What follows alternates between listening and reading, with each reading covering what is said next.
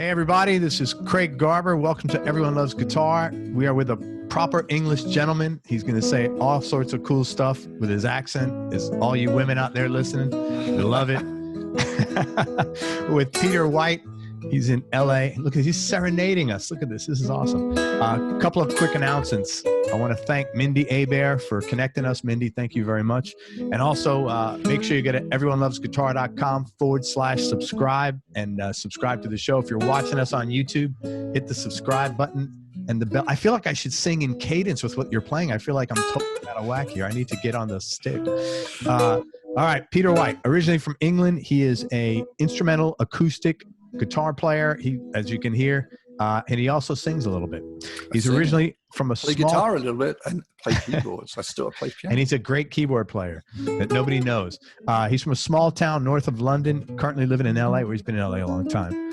Here's his background. Barely a year after he played his first gig, he was invited to join Al Stewart's band as keyboardist for a tour of England, Scotland, and here in the States in 1975. They opened for Linda Ronstadt, Billy Joel, Queen, and Peter worked with Al on the making of You're the Cat, which was obviously a huge album.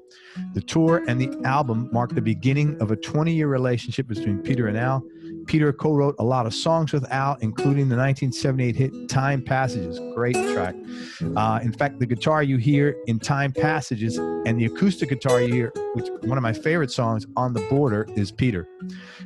After working with Al for 20 years, Peter launched his solo recording career. He's released over a dozen solo records and played on records by Dave Koz, Jeff Golub, Lee Ritenour, Kirk Whalum, Boney James, Jazz Crusaders, Peppino D'Agostino. I had Peppino on here a long time ago. Craig Chiquico, Mindy Hebert, of course, Windows, the Rippingtons, Grover Washington Jr., and others. He's toured the world many times over. He's participated in loads of guitars and saxes tours with the aforementioned players, and he also established an annual Peter White Christmas tour fueled by the success of his two highly regarded holiday albums. He was also named Best Guitarist at the National Smooth Jazz Awards 4 years in a row. Thanks for coming on the show, Peter. Thanks for the serenade, man. This is so weird. It sounds nice. You know, I discovered a while back that talking always sounds better with music behind. Well, I didn't have to hear myself, so it did. I heard you. Like if I'm talking on stage, I'll sometimes say to the band, "Hey, start playing. Just play something," you know. And you can leave spaces, and then the music comes through. Much better. That's what I should have done. I should have left more spaces, man. You're right. I should have left more spaces. Well, you're used to filling up space, you know, as yes. an on-air personality. You hate dead air, and I actually love dead air. You know the term dead air. Yeah, well, I just learned that lesson from you that you learned from Alan Parsons that we'll talk about later. Because you're right. I should have slowed down and let you do your thing there, man.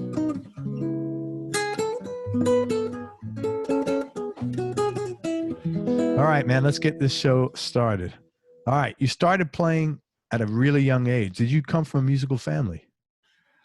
Yeah, my dad was always bringing home musical instruments, including a piano he had delivered one day. And my mother famously said many years later, "Oh my goodness," she says, "he bought a piano and we had no furniture." But we had a piano. And I'm glad he did, because I started to tinkle on the piano keys.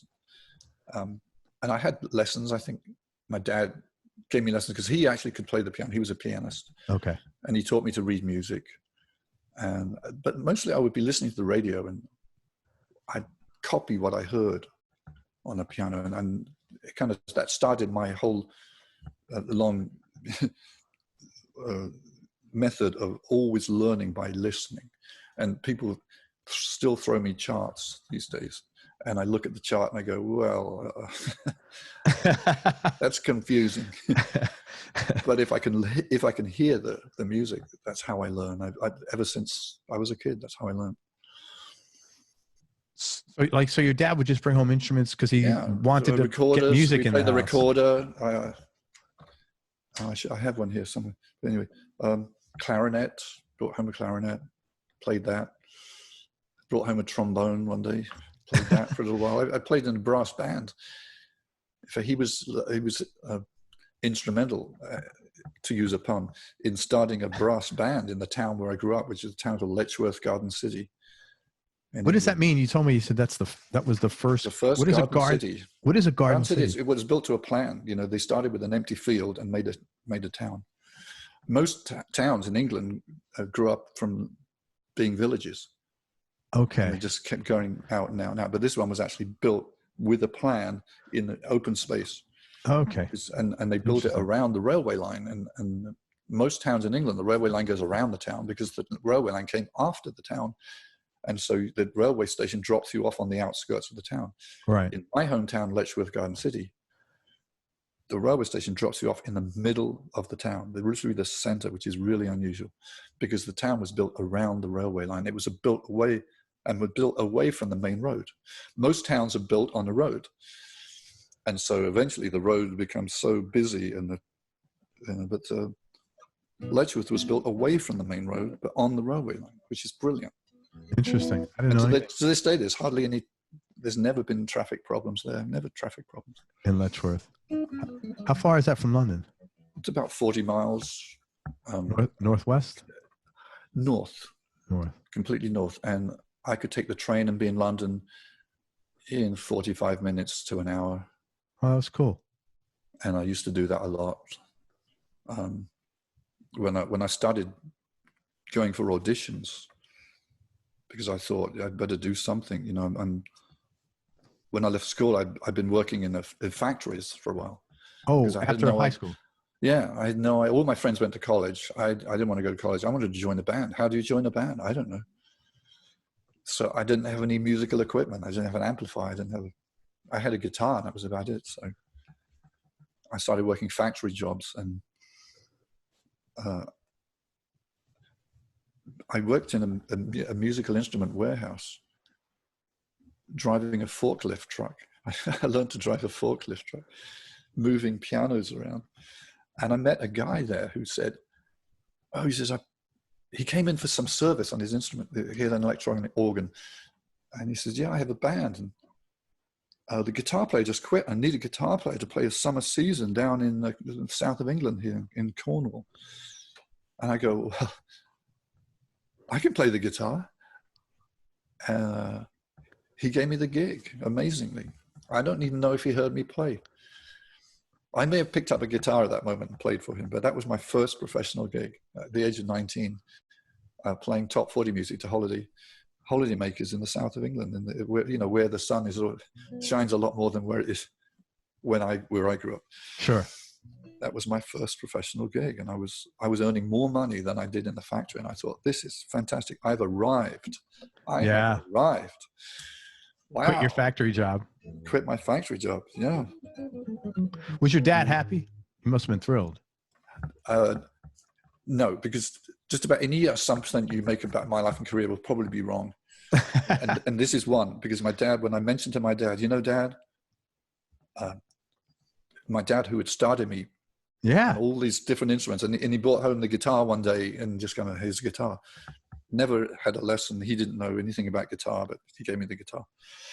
It got me started. But when I said to him, I was probably 17, Dad, I'm thinking I really want to be a professional musician. And he was not happy about that. To him, that wasn't a real job. Isn't that funny? Yeah, that's really weird. He's like, that's not a real job. That's not going to be something that's going to satisfy your curiosity. There's not. That's to him, playing music was just a hobby for him. It was a hobby. So he played on the side. He wasn't a full-time. Yeah, he wasn't professional. To him, it was a fun hobby and impress your friends. Right. And why would you? Wow. And his answer surprised me.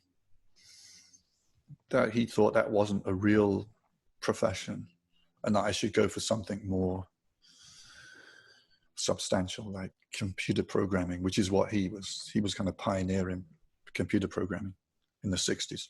Sure. So, yeah. What about your mom? My mom was horrified that I didn't go to college. Oh, wow. Being an educator, she was a teacher. My mom was French, and she taught French at a local college. she was horrified. And she was even more horrified when I told her I was going to go to live in the USA, as you can imagine. Yeah.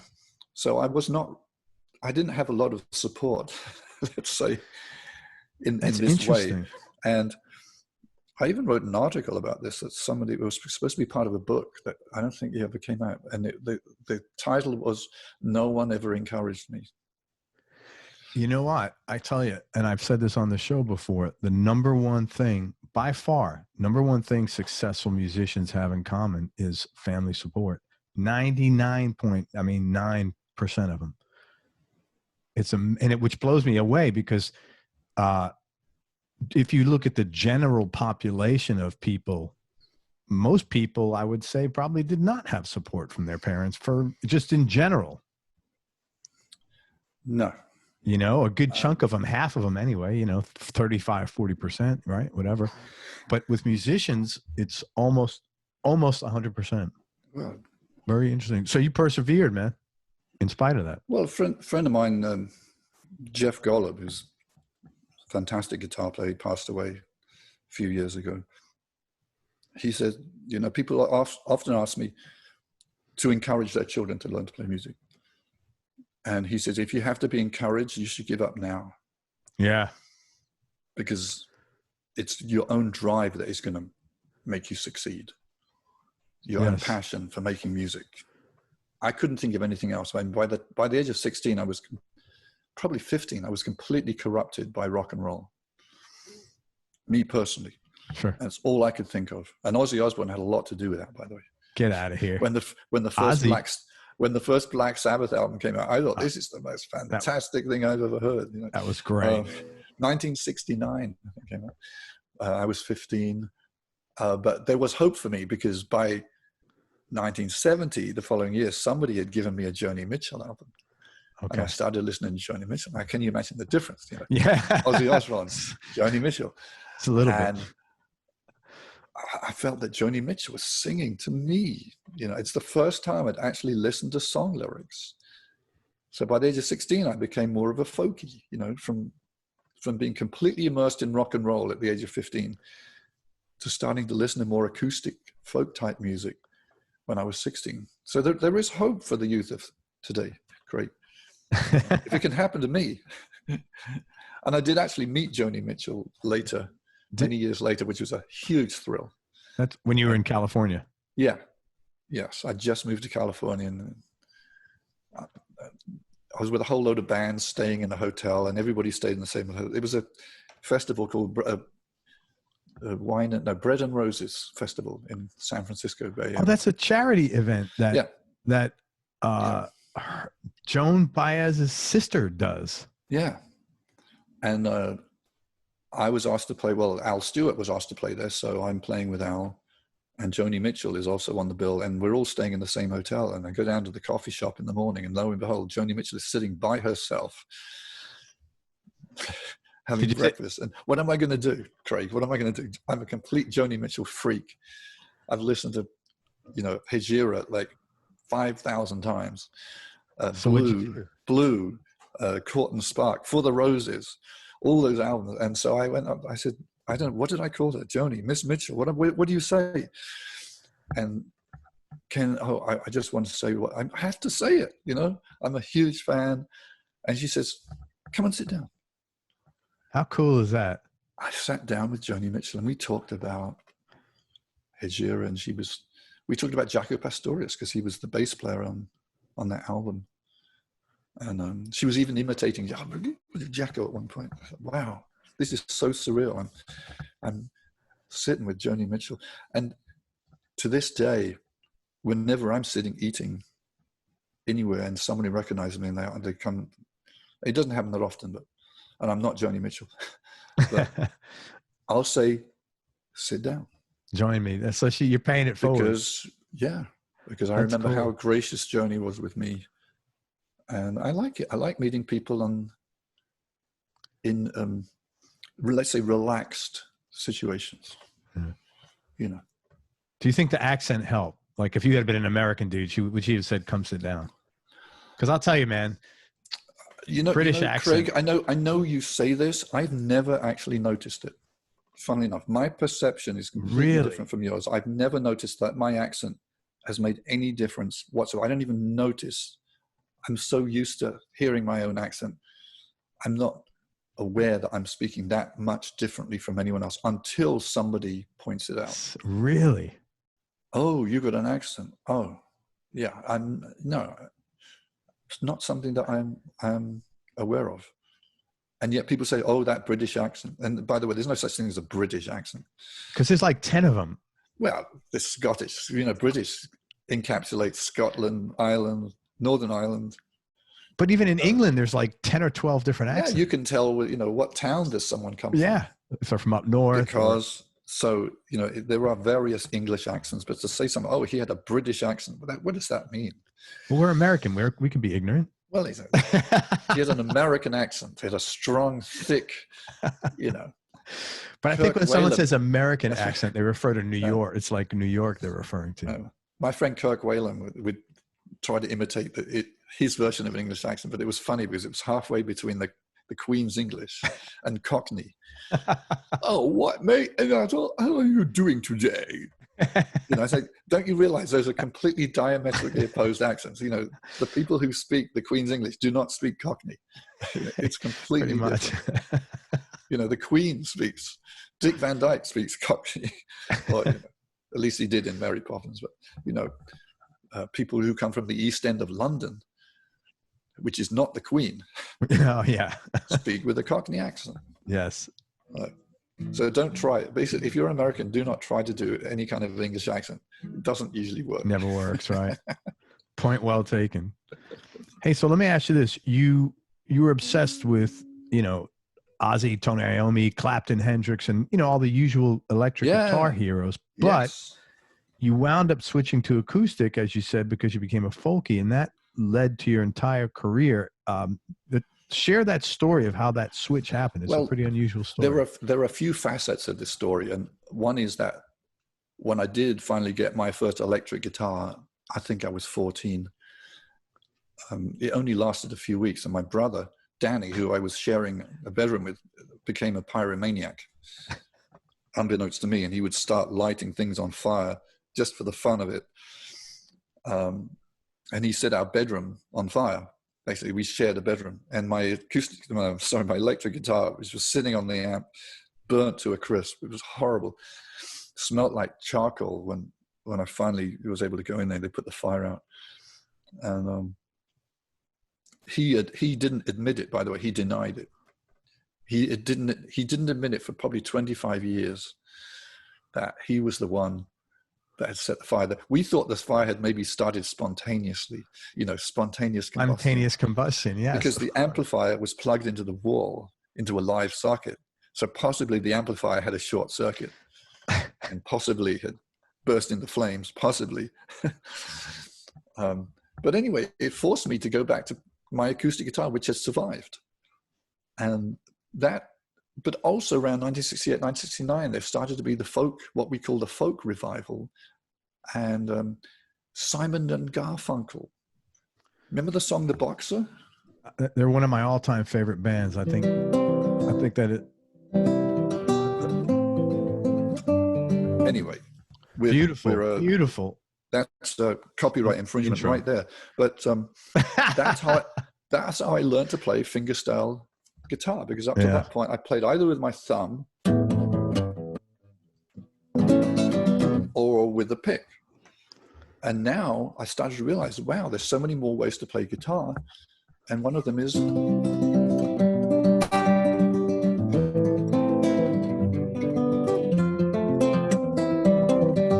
playing all the strings, but you're playing them in rhythm. I thought, this is fantastic. And I sat there for hours and hours on end, trying to recreate that sound. And by the way, I didn't have the record, because I didn't have really hardly any records in those days.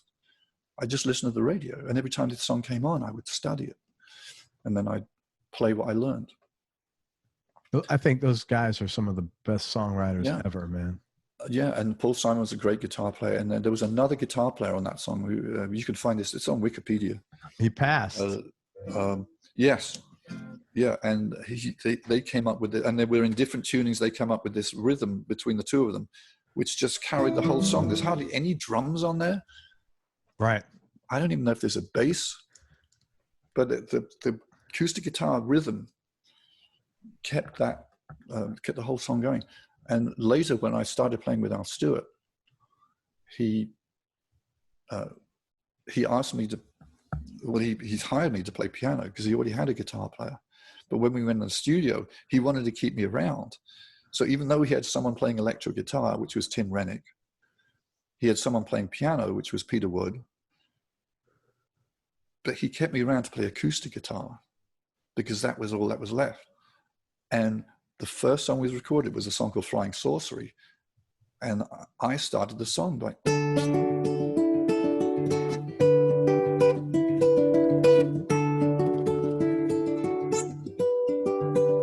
which kind of came from those days when I sat listening to Simon and Garfunkel, learning how to play fingerstyle. If I didn't know how to play fingerstyle guitar at that moment, there would have been no use for me in the studio. So all these little things I learned along the way, purely by listening to the radio. That was my educator. I didn't really have music lessons. I had a few piano lessons, and that's about it.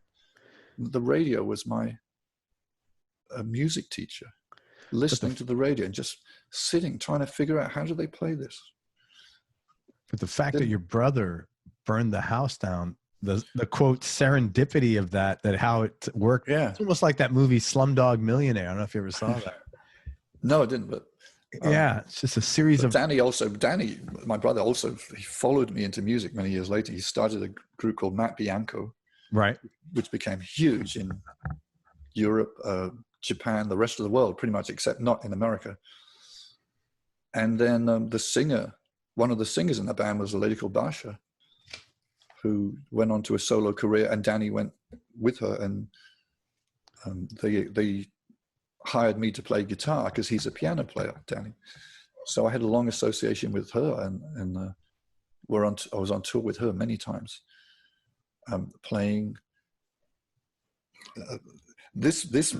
This kind of kicked my butt because all the time I was with Al Stewart since I was age 20, we were playing. It's rock, and it's largely eighth notes based music, and it's largely in sharp keys, and it's largely everything is on the beats, right?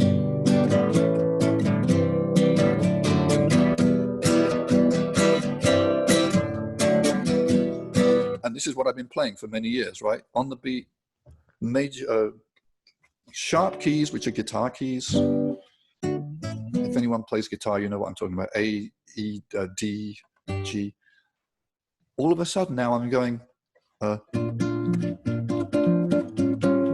you're playing like gypsy jazz almost. Yeah.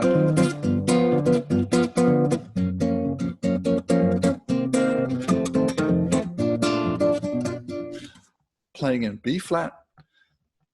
Never played in B flat before. On the guitar anyway. Playing all these rhythms, like jazz, sort of Latin rhythms. And I remember I almost panicked at one point. I don't know if I can do this. What was the name of the band? Well, that was Basha. Basha, but what was the name of the band? The band was Matt Bianco, the band that they all started in. And there's a song on the Matt Bianco album, the very first one, called Half a Minute. And it starts with a guitar riff.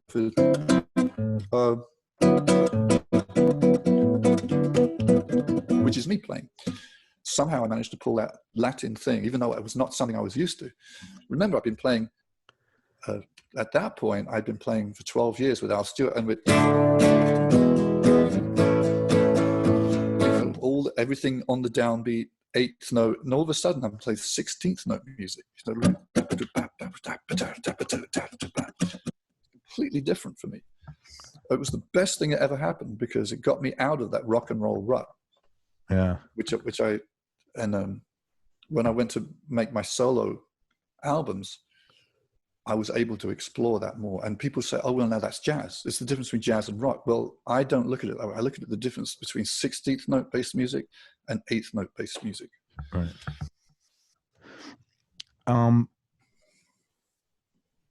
How did you wind up connecting with Al in the first place? remember that I was doing that summer season with that band, playing top Down 40 in Cornwall, playing for holiday makers, what we call them, vacationers. And after that season ended, I was back home with my mom, living with my mom in Letchworth, Garden City. And I'm thinking, now what do I do? You know, it's like the door has been opened for a little bit, you know. Hey, you can have a career in music. Oh, now you're back home living with your mom.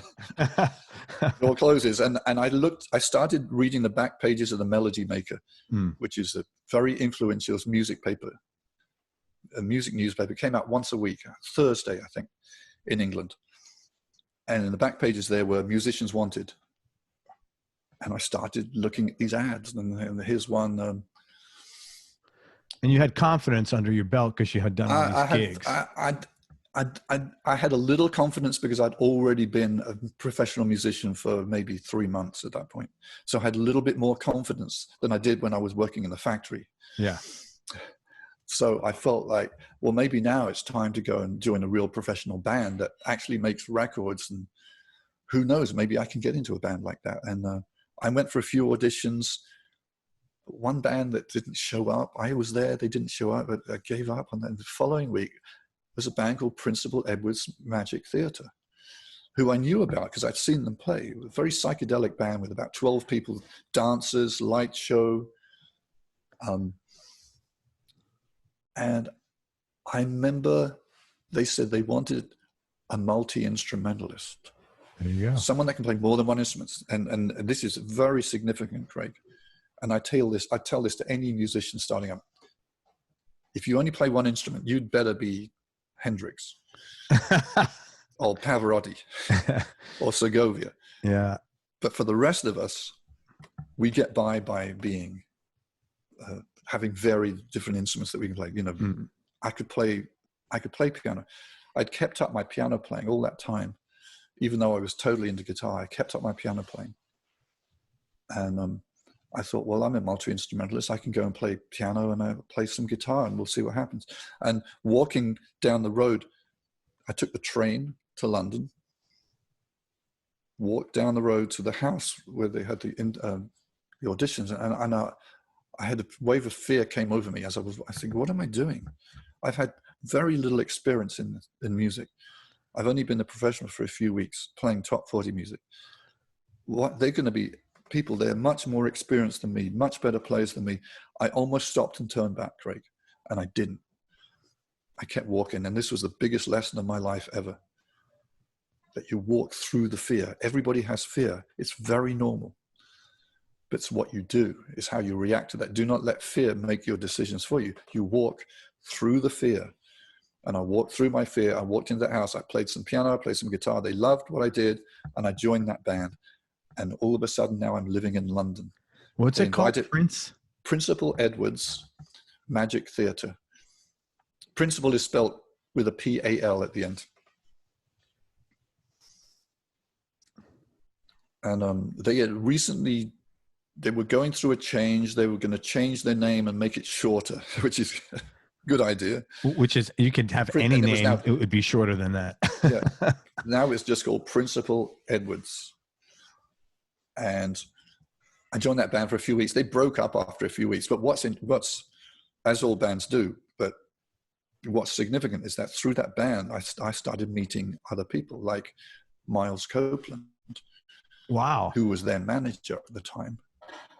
And holy shit. Miles later was the manager of the Police. Yes. And, brother of Stewart Copeland, who was the drummer in the Police. Yeah. And also I met Luke O'Reilly, who was Miles's manager. Luke O'Reilly was Al Stewart's manager. Oh, wow. And when it came time for Al to go on tour, Luke was calling around saying, we need someone to play keyboard. We need, and one of the guys that played with me in the Principal Edwards band said to him, oh, give Peter White a call. He could probably do it. And they called me and I was home. And if I had not been home, Craig, I could have been out walking. I could have been visiting my mom. If I hadn't got that call, they probably would have called someone else. Right. That's what I'm saying. The serendipity of people's lives is pretty freaking amazing. There were no answering machines. Yeah. In those days. There's no answering service. If the phone rang, if no one picked it up, it stopped ringing. Yeah. That was it. But I happened to be home at that moment. And I got the call, and it was this guy talking a million words a second. And he mentioned Al Stewart. And I thought, Al Stewart, I know Al Stewart. I've seen Al Stewart. I like his music. And he says, yeah, we got a tour of America and we start with the tour of England. And I go, wow, this is great, because at that moment my band had broken up. I was still living in London, but it was the first time in my life I'd actually lived in a house with a telephone, Craig. At the age of 20, I'd only just moved into a house that had a telephone. You didn't grow up with a phone in your house? No. It was not a necessity in England. It was considered a luxury. Wow. When I went to, when I called for auditions, I would go to the payphone. Down at the pub or whatever? Down at the crossroads, the nearest crossroads, there was a payphone there. And I remember that one was out, so I had to walk to the next payphone. Another half no phones, away. And you guys have no showers either. No showers. And wait a minute, and you guys we had a bath. Yeah, bath, but it's cold, man. You don't want to go take a bath when it's cold. Oh, you need a shower. Yeah. No, there was no showers in England. I know. My mother-in-law doesn't have a shower. Oh. There was you took a bath, whether you needed one or not, once a week. Yeah, once a week. That's what she told me. Holy shit. Yes, at the age of 20, when I joined Al Stewart's band, I had never lived in a house with a telephone. I had never been on a plane. I'd never stayed in a hotel. So that was a big year for you. Yeah, it was. My life changed almost immediately. I went to meet Al and sit in with his band and play some keyboards. And I said, and Al said, okay, great, let's go to the pub. I said, yeah, let's go to the pub, but do I have the gig? Yeah. He says, yeah, as far as I'm concerned, you have the gig, and that moment changed my life once again. That was my gig for the next 20 years. It was funny. I looked up the personnel on maybe the album, maybe Time Passages. You had a guy named Mark Goldenberg play on that record. Yeah. I know Mark. He was on the show Mark? Here. He was on the show here. Yeah. It's a small world, man. But I couldn't believe it. It was so, yeah. Mark had just come out from Chicago, because that's where he's from. I wasn't living in LA. I was staying in LA at the time in 1976, when the Year of the Cat album came out. And Al had tasked me with putting a band together. And there was a service called a musician's contact service, which was you registered there, and then they had a whole database, but it was all on paper. This is before the internet. Yeah, this is before computers. They had a book. That weird? The thought of that is weird, isn't it? Yeah. Like right Can now, everything was done on paper and pen. Volumes. You want to find this musician? Let me see. Let's scroll through the pages. And Mark Goldenberg was one of the people that I found through this musician contact service. That's funny, man. And I met him, and I said, yeah, he'd be good. And he played with the band for about a year. Yeah. He later went on to form a band called the Cretones. And then Linda Ronstadt recorded some of his songs. Yeah. Including Mad Love. That was Mark Goldenberg composition. Yeah. Small world, isn't it? Yeah, ain't it? Musician world is a very small world. Oh, yeah. One thing I wanted to ask you, because I thought it took a lot of balls. You're working with Al for 20 years. You got a safe job, salary, notoriety, good gig, successful guy. And then you went out on your own at like late 30s or something like that, or 40 maybe even. This is a very good question, Craig, because it didn't happen like that.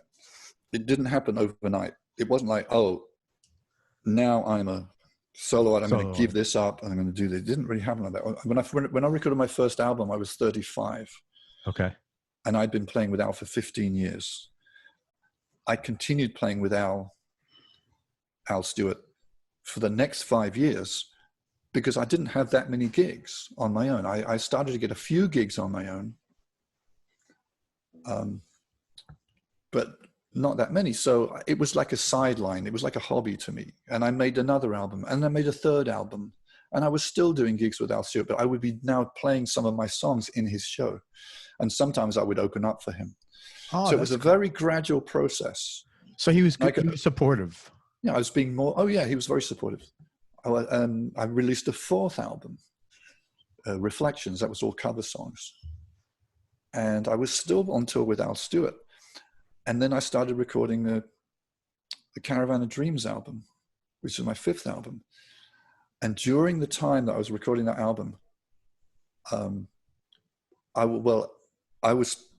got called to tour with Basha. Remember, I was touring with Basha. So the first half of 1994, I was all touring with Al Stewart all over the world, England, America, Japan. Then this tour with Basha came out, which I had to do. So that's the moment that I stopped playing with him. I said to Al, Al didn't have that many gigs coming up. And I had this big tour, this world tour planned with Basha and my brother, who was playing keyboards.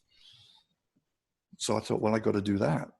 And then when that finished, I got called to do this very first Guitars and Saxes tour as a solo artist. So it was me, Richard Elliott, Craig Chiquiso, and Warren Hill.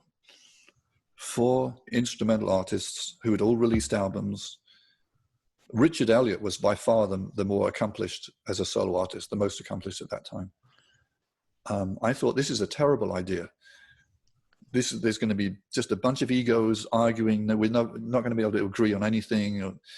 And I was absolutely wrong. It was, you could say that was a mistake, but I ended up doing the tour. It was the best thing I ever did. Because it got me out there as a solo artist, playing in all these cities that I'd never played as a solo artist. I played there with Al Stewart. So by that time, I just didn't have any time anymore to tour with Al, because had too many of my own gigs now coming in.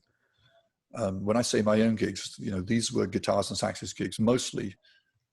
But I did that tour for the next 3 years in a row. So it kept me very busy. So it was a kind of a natural progression from being a sideman to being a solo artist, but it took about 5 years. Yeah. From the time I released my first album in 1990 until 1995, when I started touring as a solo artist and gave up all my sideman gigs. Yeah. 5 years. But you released a lot of records then too. That's a pretty big to do, especially back then, because it cost a lot of money to release a record. Well, that's why I ended up doing as much as I could by myself on my early albums. I played all the keyboards. I played some of the bass. I had other people helping me, but my first album in 1990, I paid for that album with all the money that I received from being on tour with Basha. I did 2 tours, world tours with it, one in 1990 and one in 1994. So every bit of money I earned from the 1990 tour went to pay the studio and the musicians for my first album. But my first album started getting airplay. I didn't know when I released this album, is it going to get played? It's not really jazz. I don't know what it is. It's just my music, that some of the songs that I'd written for Al Stewart that were never used, and I turned them into instrumentals, and it started to get airplay on the radio stations which we now call smooth jazz, but back then they weren't called smooth jazz. That term wasn't coined until 1995. Yeah, it was later. And in 1987 was when I first heard the wave in Los Angeles, which was at that time called New Adult Contemporary Music. They didn't really have a real name for it. New Adult Contemporary is not a very sexy name, but well, neither is smooth jazz. I can't stand that name. Well, nobody can stand it, but they were playing with groups like Acoustic Alchemy, who were a couple of English guys who played acoustic guitar with a band, but it was just like English type music. It wasn't really jazz. And I thought, wow, that's really inspiring. I could do that. At the same time, this radio station, The Wave, 94.7 in Los Angeles, was starting to play some Al Stewart music. And I heard my own guitar playing on Al Stewart songs. How did that feel? On the radio. And then the announcer would come and then say, that was Al Stewart. I go, no, that was me. So that was just one more little piece of impetus for me to say, what do I do? I've been the sideman now for what, 12, 13 years. What do I do to get some recognition? I'm hearing my, On the Border, the song On the Border was being played on the radio. That's me. I'm getting no recognition. Right. And it's it's a pretty important part of this. And I thought maybe this is rather than me trying to form a band like my brother with Basha or, with a singer, maybe now is the time to go into instrumental music, something I'd never really considered before, because all the music I was involved with was vocal music up to that point. And hearing the band Acoustic Alchemy on the radio, a couple of guys in England who had no idea that there was a radio format all ready to spring into action to play their music and make them stars. All they were a couple of guys that made an album. And I thought, I can do this. And that's how I came to record my first album. And I recorded in 1989, and it came out in 1990. What was it like playing with your brother, by the way? Was it good? Was it fun? It was great playing with my brother because he's my brother. And we had a lot of fun together. There's a Basha video. I think it's Third Time Lucky, the song Third Time Lucky. And we used to, before the show, we would take a soccer ball and we would, using our heads, we would head the ball to each other. This is a common soccer practice, is that you head the ball. But my brother thought it was a good idea if we tried to, get a rally going, and how many times can we head the ball to each other? And which is really stupid because, and this is a mistake. If you're asking me what mistakes I made, this is a mistake. Do not play heading the ball multiple times, because that's like someone beating you on the head. I mean, you get concussion from that. It's really not a good thing. And that soccer ball is heavy. I used to go on stage feeling like, whoa, woozy. Like, why am I feeling like this? I haven't drunk anything. Oh, maybe I shouldn't be heading a soccer ball right before the show. So your brother has a propensity for walking on the edge. He just liked playing soccer. But also Danny really wanted the band to play the same notes every night. That was his idea of how a show should be. And my idea of putting on a show was a little different. So we would butt heads sometimes. Yeah. Well, in the pop world, that's how they do it. And I'd say, Danny, we should stretch out a little. We should do a breakdown. We're playing this song and the audience is up on their feet and then we stop the song. Why don't we extend it a little and do a breakdown or something like this? And he said, no, the song is fine the way it is. Why did I spend so much time perfecting this song in the studio if you're going to now change it? I said, never mind, Danny. Right. A few weeks afterwards, we're in rehearsal and Danny says to the band, let's try doing a breakdown in this song. And he looks at me like, don't say a word. I go, Danny, that's a great idea. Let's do a breakdown in this. And we did the breakdown and it worked great. And Basha said, bass, guitar, every instrument came in gradually, and really Danny should have listened to me more, because at that point I had played probably 10 times more shows than he had played. Yeah. He was more of a studio guy. Me, having been on the road with Al Stewart for so many years and seeing so many live bands, I knew how a live show should be put on. I knew more than he did. I figured how to make that show work. And having that breakdown, which was something we didn't do in the rest of the show, but it worked great at that moment. It was good. It really brought the show up, I thought. Sorry, Danny. So I want to ask you about some of the people you've worked with, and tell me maybe how you wound up connecting with them, and maybe a cool or interesting story. Let's start with Alan Parsons, and I've been soiled by Austin Powers because every time someone mentions Alan Parsons Project. Alan Parsons, like with the, it's like a disease, or it's when you said it earlier. We had just started talking. I felt like bursting out laughing at. Alan. Because most people today, anyone younger, and most people are younger than me, most people are gonna have that Austin Powers reference. It's the same thing with Burt Bacharach. I had John Ferrara on the show, and drummer, and he's been with Burt for years. And I said, Burt Bacharach, that's what Austin Powers said. It's like, how did that movie sink into my head? It's just when I first went into the studio with Al Stewart, and we were starting to record the album that became The Year of the Cat. It was 1975, and the producer on that album was Alan Parsons. And it was the second album that Alan was producing with Al. He'd also produced the previous album, which was called Modern Times. So there we are in the studio. Well, not just any studio. It was Abbey Road Studios, would you believe it? Yeah. Which was Alan's favorite studio, because Alan had grown up working in that studio. I heard a story where he called the studio every day and bugged them to give him a job, and they finally gave him a job. Okay, you can have a job, but you can be the errand boy or the tea boy. You go and get the tea. Yeah. You put the tapes away. You put the tapes out. You became a tape operator. Put the tape on the tape machine. You clean the tape heads. All this. He was doing all that, and he was that much into, even though he wasn't an accomplished musician at that point. He just loved music, and he loved engineering, and he loved sound, and so he got to work at Alan. He got to work with the Beatles and the Pink Floyd. God, produced the biggest selling album in the history of music, Dark Side of the Moon. Yeah, yeah. So he was there producing, and I didn't know Al. I knew Alan from that. He also produced a band called Pilot. Yeah. Which had it's magic. Yeah. Yeah. They had some top 10 hits. So he was starting to become a well-known producer.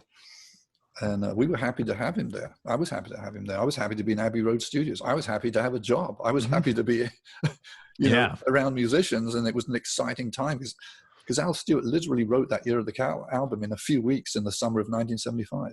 It was unbelievable. Yeah. And so there I am. And Al said to me, Al Stewart said to me, I have this song called On the Border, and it's about Spain. One of the verses talks about Spain, and I want to hear the sound of a Spanish guitar. Can you do that? I said, well, yeah, I could probably do that, but I don't have a Spanish guitar. I only have a steel string guitar. And he says, well, I have a Spanish guitar. Al. So Al gave me his Spanish guitar. And I thought, great, this is my opportunity. This is the first time I'm recording a guitar solo on any recording ever in my life. I was 20 years old. Here's my opportunity to play every lick I know. And the song is in F sharp, right? Every sharp.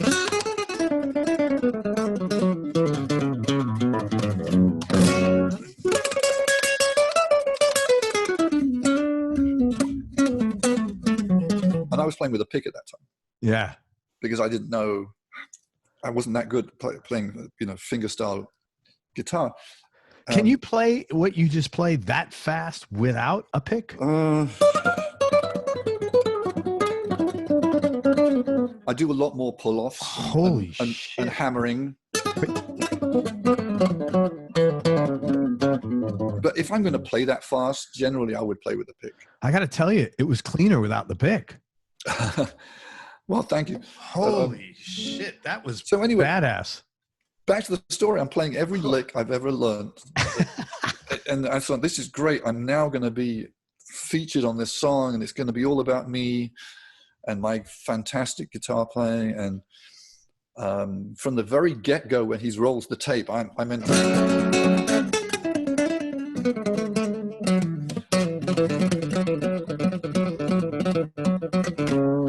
And we run the tape, and I'm playing literally wallpaper. It's like wall-to-wall guitar notes. And we get to the end of the tape, and there's silence. And if you know Abbey Road Studios, and you've seen the videos, the control room. Actually, I was watching one last night. Paul McCartney in Abbey Road, who's talking about all the music he's recorded there. It's on YouTube. The recording room, the tape room with the mixing desk is upstairs. Okay. This is actually basement level where we are, where the Beatles recorded. So, and there's stairs, and all the pictures of the Beatles recording the first album were taken from a photographer on those stairs, and the stairs lead up to the control room, which is up there.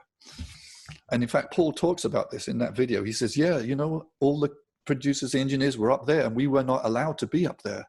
We had to be down here. They never saw the tape moving. They never saw the mixing desk. Can they see the producers though? Is there that's really weird.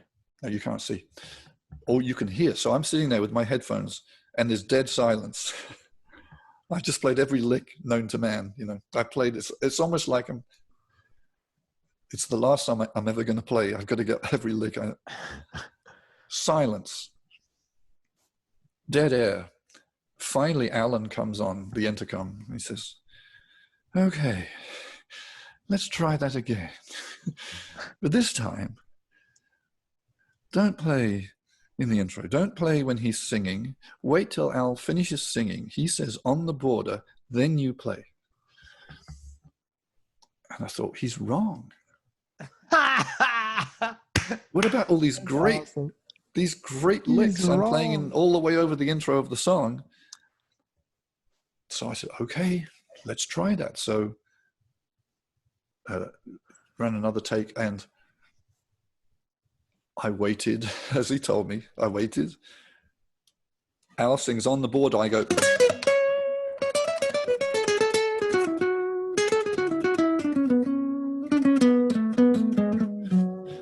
And that became the first thing that you hear from my guitar in the song. And even when I left the studio that night, I thought he's wrong. When I finally heard the album, I realized, oh my God, he's right. Because if you listen to that song today, the intro builds up very, very gradually. There's a lot of suspense in there. Finally, the bass comes in, the bass is features, then you hear the castanets. Wow. The piano, there's a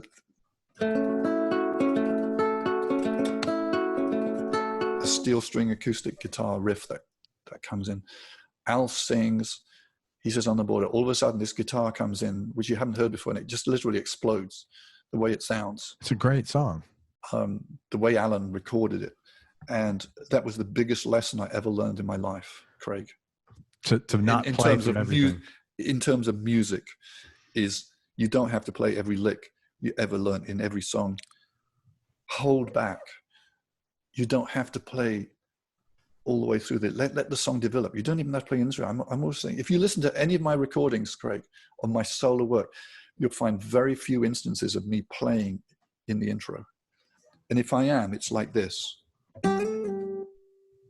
Or sometimes it's harmonic. Sometimes it's that. It's minimal. There's an exception. There's a song called Time Never Sleeps. And I forgot which album it is. One of my latest albums. I'm playing in the intro, and the reason is because that originally the song was supposed to feature Philippe Sace playing the first verse on piano. Yeah. And because he played the piano in the first verse, I thought it was all right for me to play the guitar in the intro. Then we changed it. It became, I played the first verse on guitar, but I still kept what I played in the intro. But generally on my songs, and I don't play in the intro, or I just play a chord,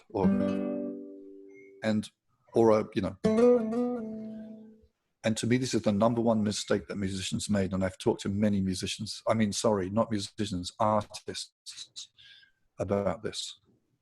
And there's a difference between artist and musician. A musician wants to play. An instrumentalist knows how to play. A musician knows when to play, and an artist knows when not to play. That's interesting. Every bit along the way, graduating from being an instrumentalist to being a musician to being an artist, it's like you take away each step along the way. You take something away. Yeah, it's just the way I look at it. The way I look at it, and to me, that song "On the Border" by Al Stewart is pure artistry, and I totally credit Alan Parsons with that, because He did end up using my very first track. Remember the very first track where I played every lick I could think of? Yeah. He did end up using that track because there was the bridge. It goes da da da da da da da da da da da da da da da, and the guitar goes or something like that. And he threw that lick in there. That was from the first track, which is what I call the wild track. It's always good to have what I call a wild track.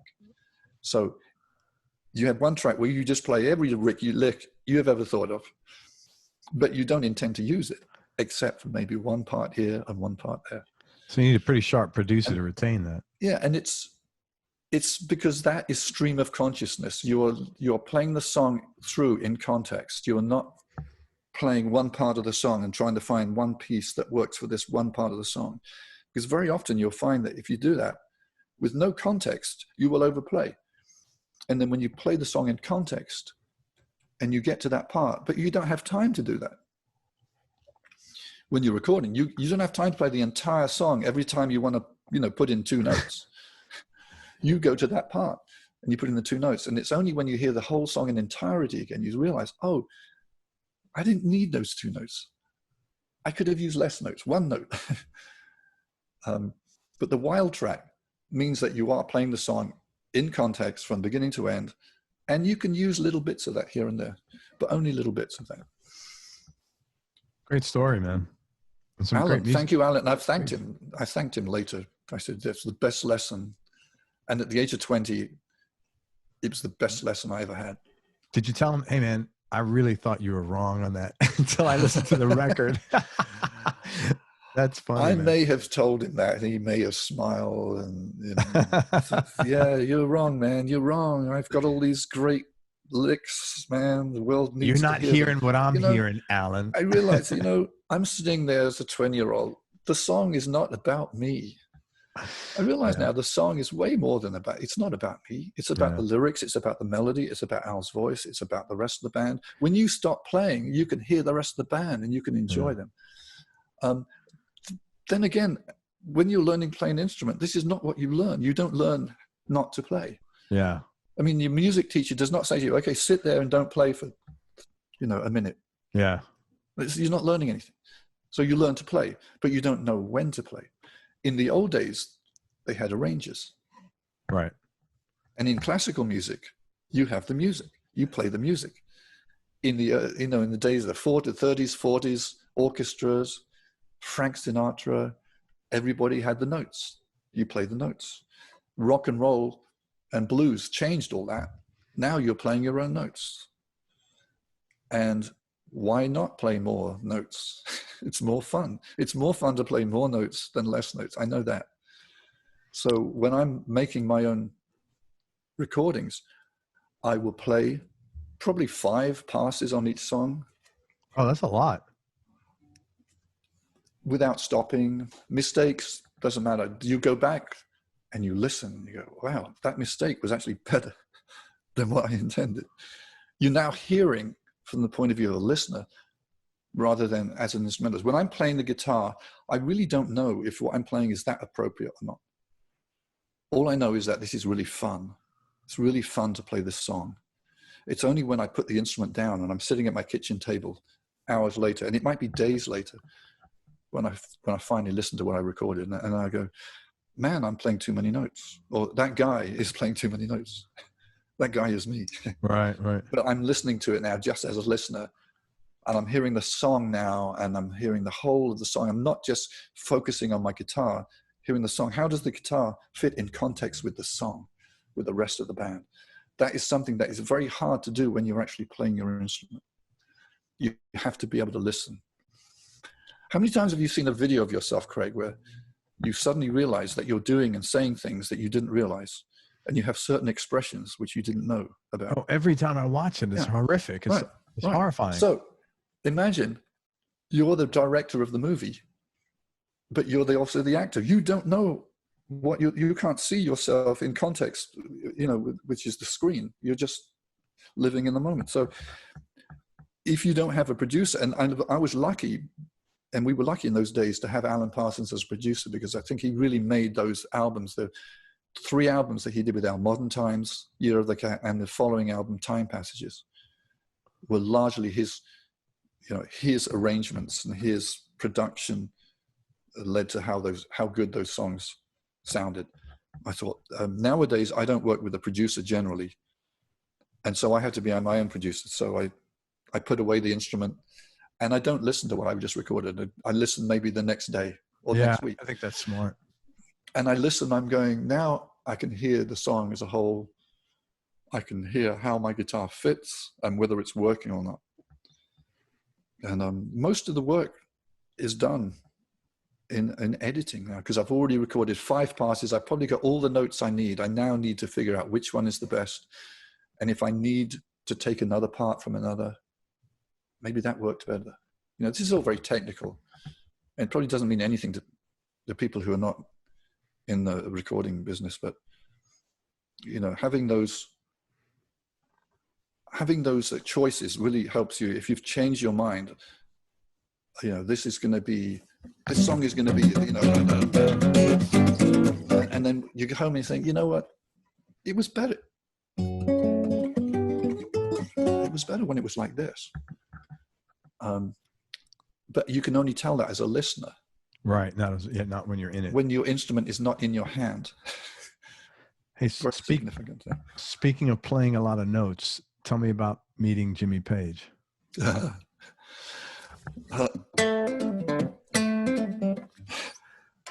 I was playing in Al Stewart's band the first week of the first tour I ever did of USA, 1975. And we arrived in Los Angeles. This is where I live now.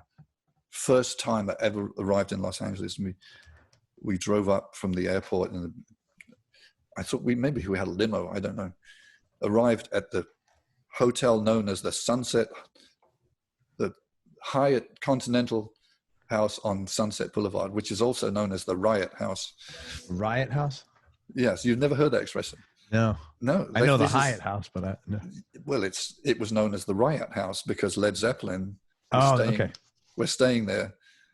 And I thought, my God, Led Zeppelin, staying in this hotel. I felt very uncomfortable. I don't belong here. I'm just a poor boy from England. Well, I mean, so were they. So were they.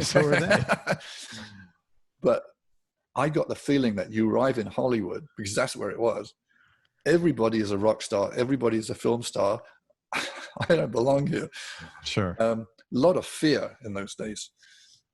But I walked into and to get into the elevator, you had to show your room key, because there were so many groupies and hangers-on trying to get into the hotel to hang out and party with Led Zeppelin.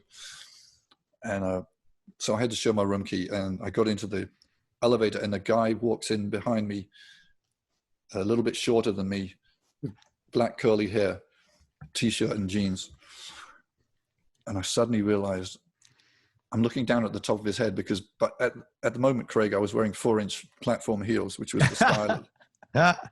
I was trying to be David Bowie or something, and he was wearing flat shoes. So he's not that much shorter than me.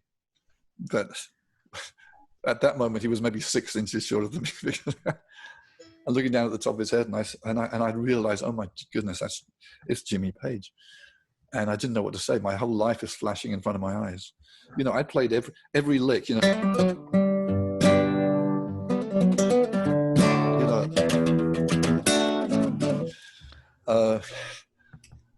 All I could say was, "You're Jimmy Page." And he said, "Yeah." And the elevator door opened, and he walked up.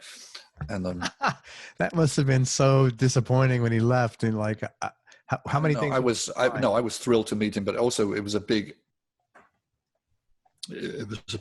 eye-opening slap in the face. I was holding in my hand a Gibson Les Paul, which I just bought 2 days earlier. Oh, and cool. Why did I buy a Gibson Les Paul guitar? Because I'd never had a Gibson guitar. I never owned a Fender guitar. In England, they were too expensive. But I knew that Jimmy Page played a Les Paul, and that's what I wanted. And I was holding this guitar, and I had the 4-inch platform heels, and I had a long coat and a hat, and I thought I was looking so cool. And I met Jimmy Page, my idol, who was not carrying a guitar because he had people to do that for him. Right. And he was dressed in t-shirt and jeans and I thought, I am such a phony. I'm such a wannabe. This is what I aspire to. And yet I've got all the trappings and I've got the guitar, but I'm nowhere near what this guy has done. And it was So did you change your style of dressing after that? Like a bucket of water in the face. Yeah, gradually I changed I just realized it was a humbling moment more than anything. What's good? I am nowhere near. All this is meaningless. You know, the hair, the clothes, the shoe, the high heel shoes. There's a lot more work to be done before I achieve anything near what he's achieved. So it was a humbling moment. Very good for me. That's good, man. That's good. Also, you met Sir Paul. Sir Paul, well, after the Year of the Cat was released and we did a whole tour after that album, we started another album in London in 1977 called Time Passages, and which actually I wrote with him, the title song, and also the song that appears as the last song on side 2 is called End of the Day, with the first 2 songs I ever had published. So that was pretty cool. That was a big cut. Yeah, it was a very exciting time for me. Yeah. And I heard a rumor that Paul McCartney we were now in the upstairs studio. There's 3 studios in Abbey Road. Oh, you got like a promotion. We were in the upstairs room now. And why were we in the upstairs room? Because Paul McCartney was in the big downstairs room where we'd recorded the Year of the Cat album and where the Beatles recorded Sgt. Pepper. Paul McCartney was in there. Wow, Paul McCartney said. So I walked out of the bathroom one day and I literally bumped into Paul and Linda McCartney walking down the corridor. Oh, and I said, oh, hi, you know, as you say when you see someone that you know, hi. And then I realized a second later, oh, of course I know this person because it's Paul McCartney. But he doesn't know, but he was very nice to me. He said, oh, who are you working with? I said, well, I'm just down here. We're in Studio 2. Or was it Studio 1? Studio 2. Working with Alan Parsons and Al Stewart. He says, oh, Parsnip. Oh, that's what he called Alan. That was his name for Alan Parsons, was Parsnip. Parsnip. Apparently. So he came in the studio and he listened to what we were doing for a while and he had a nice conversation and then he left. So another brush with greatness. I mean, my goodness. If it wasn't for the Beatles, I don't know if I would have started playing guitar. It was all those guitar riffs, you know, back then.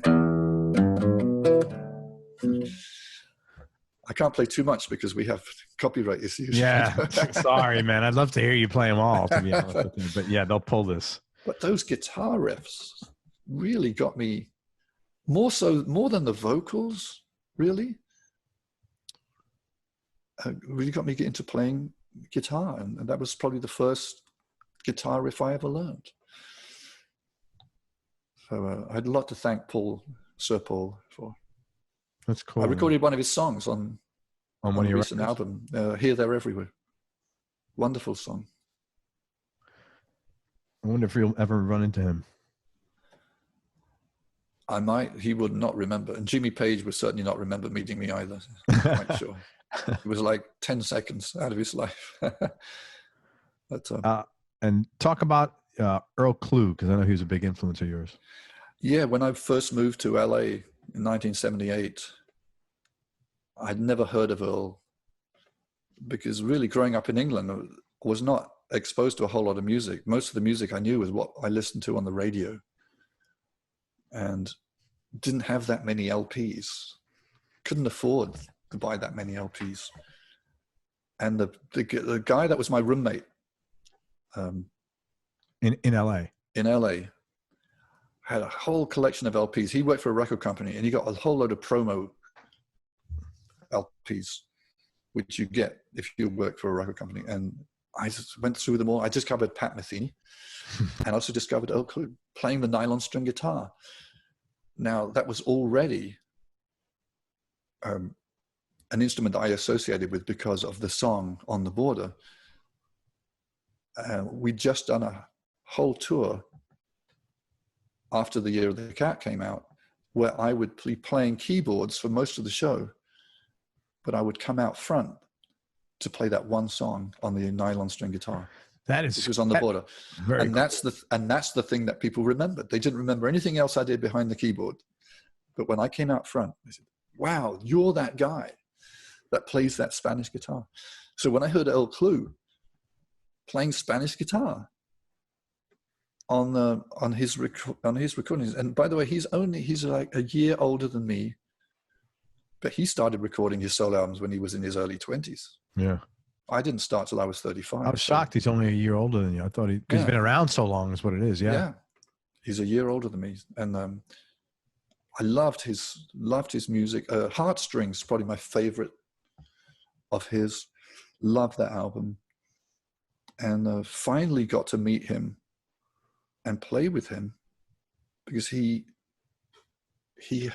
was holding a festival at the Broadmoor Hotel in Colorado Springs in Colorado. And he asked me to play. And in fact, he even called me, which is totally cool. Because he's my idol. Yeah. And he says, yeah, I want you to come play. And I thought, well, it's great. They're great. You personally invited me, and I had met him briefly before that, but not really very, very much. And I said, Earl, what I'd love to do, I'd love to go out and play with you. I want us to play together on stage. It would just be the thrill of my lifetime because I'm such a huge fan. And he goes, well, what songs do you want to play? And I said, well, there's a song called Cabo Frio from the Finger Paintings albums.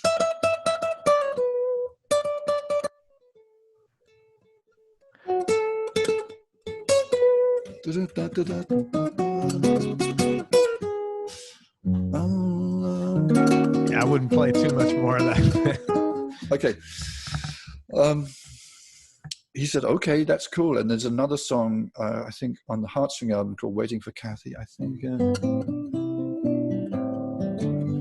And he says, well, that song, I've never played that song live because it requires at least 2 guitars. And I said, well, you've got me. Perfect.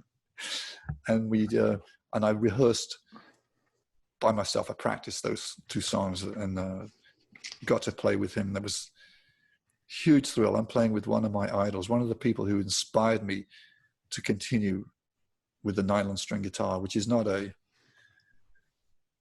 huge. It's not a rock and roll instrument. It's not really. It's not very common. It's not much of a jazz instrument. It had become my sound at that point. Yeah.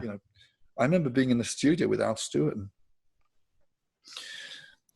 sometime in the 80s, and I said to Al, I'm not really sure how I should play this melody. What do you think? He says, play it like Peter White. Oh, that's cool. And that, once again, I thought, that moment changed my life again. I thought, oh. You have a thing. What he means is, don't think about who you're trying to play like. Don't think about how this is supposed to be. Don't even think. Just play. What a lesson that is. What a great lesson.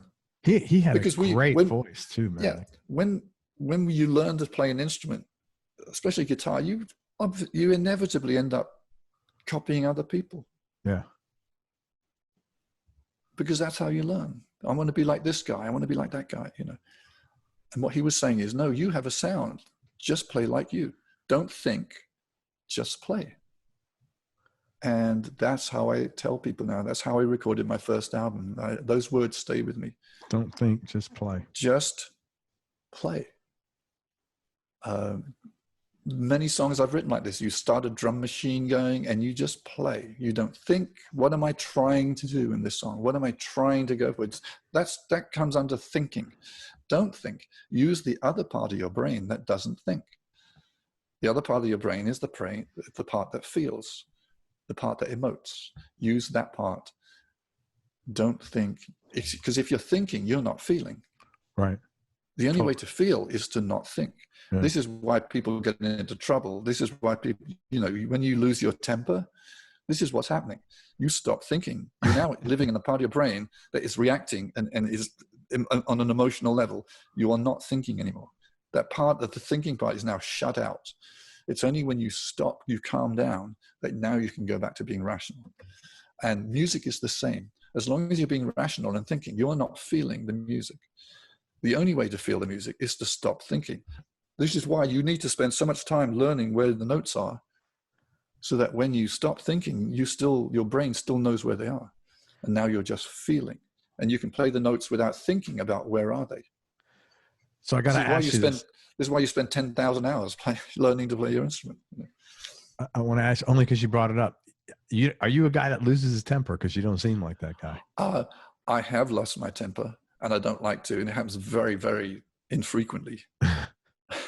But I do everything I can to not lose my temper, because it's not a good. It's never. When has it ever been a good thing? Never. Never. If I feel I'm getting upset, think, because you can think your way out of a bad feeling. Try to not go with this feeling. Try to think about what's happening. You can force yourself. It's a good technique. Force yourself to think. What's really going on here? How can I best react to this situation? Not by losing my temper and beating on somebody. No, that is not going to be good. Think. As soon as you start thinking, you've lost the emotional side. Now you're being rational. I think people lose their temper. At least it was for me. You have this compelling feeling when you're in a situation that you are required to act. And that's total bullshit. You're not required to do anything. Well, that part of your brain can be very useful when your life is in danger. Yeah, of course. But if a bear is chasing you, yeah, you're gonna run. You're just gonna react. You're not going to even think. Right. You're just going to react. Get out of here. But generally, your life is not in danger every single day of your life. Yeah. But I mean, this is where our brain comes from. The brain, the old part of our brain, which is just reacts. And you see this in animals. I mean, I've learned a lot from my cat. My cat doesn't really think; it just reacts. Do you have kids? That's how I have a child. Yeah, a daughter. Yeah. Yeah. That's where I learned a lot. But we are no different from those animals. We have the same part of the brain that reacts, that can fear, attack, run. But on top of that, we have this intellect that animals don't have. So we can, if we can, switch your brain. It's difficult to do sometimes. Switch your brain back. Think. Now, this is death for you musicians, by the way. This is completely counter to what I just said. As a musician, you want to be in the zone when you're playing music, where you're not thinking. And ideally, when you're on stage, this is why we close our eyes. Because if you're opening your eyes, you're looking at all these people, and you're thinking, what are they thinking? What are they seeing? Wow. It's hard to forget that there's all these people looking at you with all these expectations. You close your eyes, now it's all gone. Now you're just feeling the music. The music is coming through you. Let me ask you this. Low points. What were some low points that you've been through, and how'd you get through them? The easy answer is you just get through them. You get through them by telling yourself it'll get better. It's the only thing that works, I found. When I finished my first tour with Al Stewart in 1975, and I went back home to live with my mum. Oh, yeah. I didn't know what the future was. I thought, no, I've just been shown this beautiful, landscape, all these shows. I'm meeting all these people. They tell me I'm wonderful.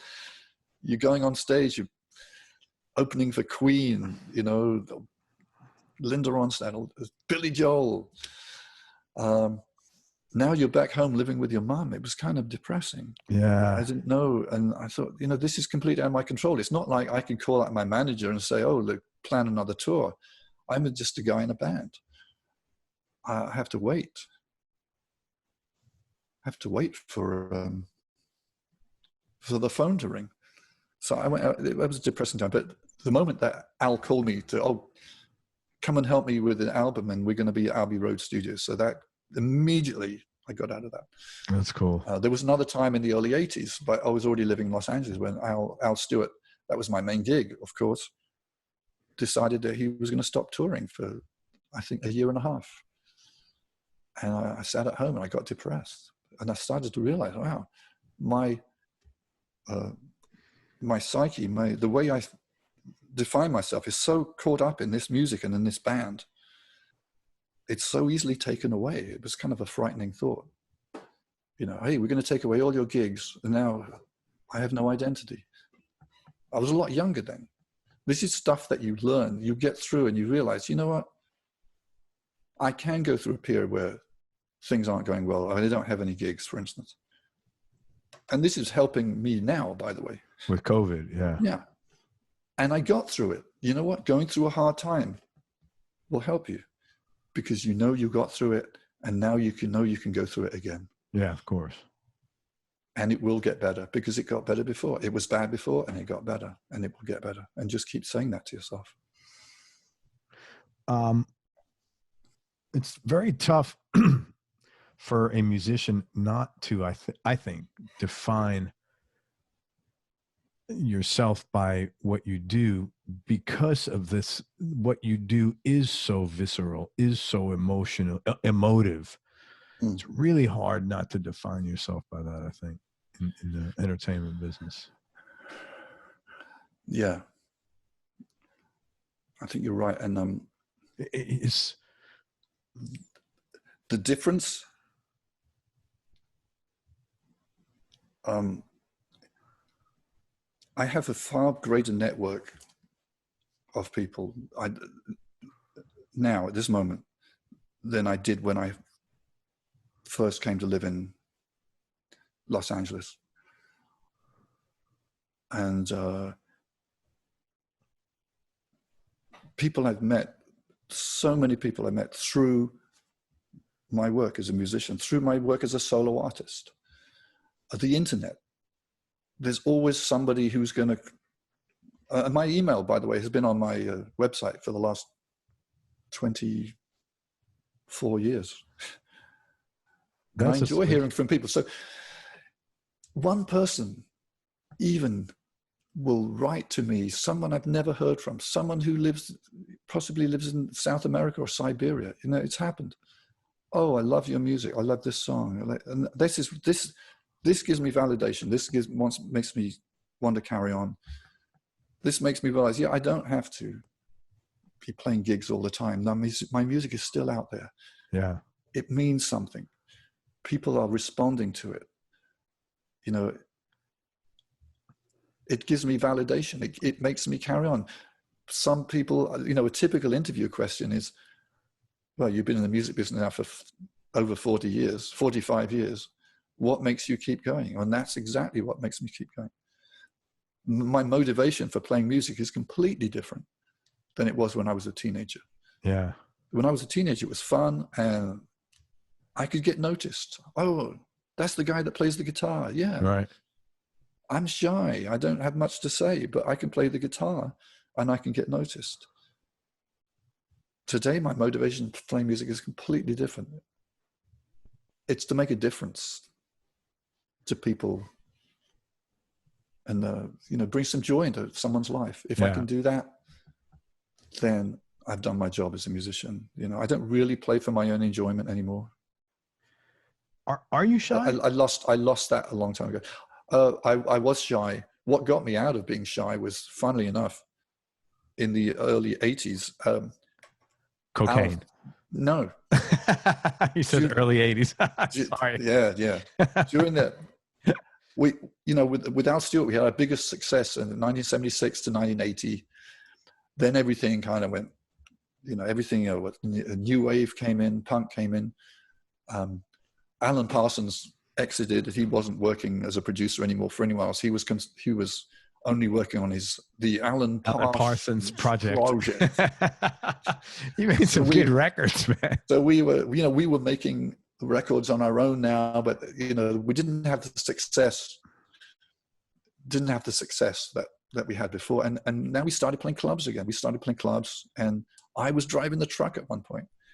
And this is what got me out of my shyness. You have to now deal with people. You arrive at a club, you have to deal with. You have to find the club manager. You have to find the sound guy. Wow. After the show, you have to you go and talk to people. People come up to you and they, oh, where's Al? How can we get this? Can you sign this? That got me totally out of my shyness. Just being thrust into a situation where you have to now interact with people every day, all the time, rather than in the old days, we would leave the stage, we would go back to the dressing room, get taken back to the hotel, and that was it. And there was never any interaction. Everything was done for you. You walk on the stage, everything is set up. Your guitar is already tuned. There's nothing for you to do except play the music. No wonder people turn to drugs. It gets very boring after a while. But when we started playing the clubs, and now we had to do everything ourselves. Who's going to tear down the stage? We have to. Yeah. Who's going to put that amp in the truck? I have to. All right. It was actually more fun. It was much more fun, and it got me out of my shyness, actually. Have you changed since you moved to the States here? Like, have you become, I hate to sound so cliched, more American, which basically means more of a loudmouth to everybody who's not American? No, I don't think I've changed. I haven't changed my accent, because honestly, Craig, I never thought I had one. And I haven't become more like it. I don't think I've become more like, well, the cliche of American. I've met plenty of Americans who aren't loudmouthed. All right. Right. So, but that's the caricature of the American in England is right. Loudmouth. Yeah. But I will tell you, you are I have talked to a lot of guys in England that are baby boomer age, or, like over 60. They are a little more stoic than Americans, and you're definitely not stoic. Yeah. Well, I've lived here ever since I was 23, and I'm now 66. So yeah, so it's a long time. It's hard for me to remember. Yeah. I mean, I was a lot shyer. Yes, I was a lot. I didn't have any confidence. I had no self-esteem whatsoever. All I knew was when I played music, I felt confident. But as soon as I put the guitar down, I wasn't. I think that's changed. It's like now I can put the guitar down. I don't feel any different. That's great. I've heard that from so many people that I've heard. This is really common. Guys that were singers and they played a little guitar. They said, I couldn't sing unless I had the guitar in front of me. It was like a superpower, like a protective shield. And I needed to have it with me because that's like my anchor of emotional stability. So it's a pretty common thing, but you're past that stage at this point. Yeah. I used to, I remember the early days of touring with Al, and there'd be the absolute high and exhilaration of being on stage and the audience applauding and going back to the hotel room and feeling lonely. Wow. Interesting. I don't feel like, well, nowadays, whenever I do a show, I always stay behind the show and we do meet and greets. Right. Well, not anymore, but talking about, before this year. Yeah.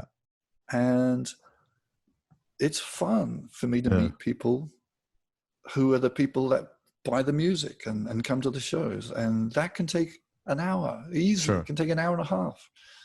Which is not easy after you do a set. And I've made friends. I've made many friends this way. People who keep coming back time after time. You start to remember them. Didn't happen so much in the touring days, the big touring days of Al Stewart, when we were playing theaters and really, I mean, we were just the band. We didn't mix with the public. Right. We were just taken back to the hotel. No wonder that people turn to drugs and alcohol. Wait, to try and recreate that feeling that you have on stage. Yeah. Oh, people love me. Oh, now I'm back at the hotel. Nobody cares.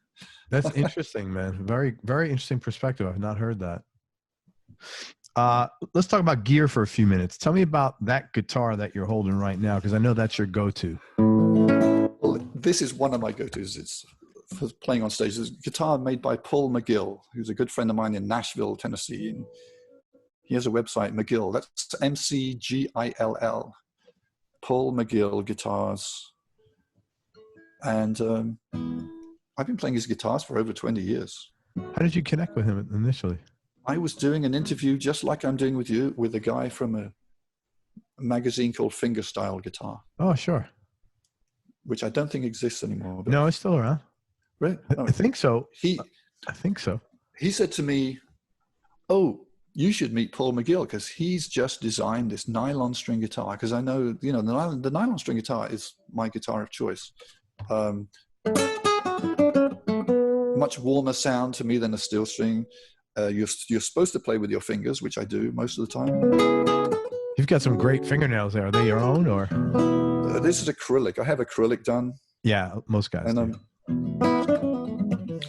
And it just makes my nails into like Superman. I have Superman nails. They're indestructible. My own nails fall off almost immediately, or I bite them. But Paul McGill, he called me the next day and said, "Hey, I got a guitar. I want you to try it." It's a prototype of this guitar I'm building, and he sent it to me, and it was called a Super Ace nylon string guitar had a pickup in it, and I played it on a gig, and I loved it. To me, it's the guitar it was most like an acoustic guitar sound that I've ever played. And then he made me another one, which was a blue one, which I still play a lot. He made another one, which was a blonde, like natural wood color. Mm-hmm. And then finally I said, I'd always wanted a white guitar, especially because I have this Christmas tour, and I'd love to have a white guitar to play on my Christmas tour, the theme, the Makes white sense. Christmas theme. Yeah. And that's this guitar here. So. And is that the one you play most of the time? Because this guitar was really meant to only play at Christmas time, I probably play the blue guitar more still. Okay. Just happened to pick this one out. Or depends what shirt I'm wearing. Oh, it has to color coordinate. It has to color. White goes with everything. Blue doesn't go with everything, I found. So I love the guitar, and yeah. Do you ever play electric anymore? I do sometimes play electric. On my Christmas tour, I have played electric guitar. What do you play? When I'm backing up another art, like Rick Braun is a trumpet player who often plays on my Christmas tour with me, and he likes to hear electric guitar on his songs. So I play a Strat. Yeah. In that situation, and I do like it. It takes a bit of getting used to, because the strings are closer together than that. And I have fairly. I think my fingers are kind of fairly fat, and they fit very nicely on the nylon string, with a wider neck. But as soon as you get a steel string, especially electric guitar with a thin, narrower neck, then I feel like I'm bunching all my fingers together. So, yes, the answer is I do play electric guitar songs. And on my albums, there's some electric guitar parts that I play. And I like playing electric guitar, and it's fun. But it's not like I was 15 and I heard Purple Haze for the first time, and I thought that's what I want to do. Yeah. That was Jimi Hendrix. Jimi Hendrix did that. I'm never going to be Jimi Hendrix, but I found a sound, amazingly enough, that people do recognize, which is the nylon string guitar sound. And I'm glad. And Al Stewart was a big part of that. By telling me this, why don't you play this guitar on this song? And that, which was On the Border. And that's what started me off on this journey. Otherwise, I don't know. I don't know that I would ever have gravitated towards nylon string guitar. Isn't that funny? Yeah, you might be like a jazz guy. I might be in a heavy metal copy tribute band with the gray hair extensions and the tight leather pants at this point. You could be doing Black Sabbath's first record. Yeah, I could be doing a Black Sabbath cover band. That's so funny. And I'd still be talking to you, but I'd be looking completely different. Isn't that funny when you think about that, right? But from that one moment when I met Al Stewart, and he said, "How play this guitar?" And his music was very much acoustic guitar based, which is why I kind of think I liked it. It wasn't, which is why we called it folk rock. It was called folk rock rather than just rock. Folk rock because it was based on acoustic guitar rather than based on electric guitar. What do you play through? Sorry.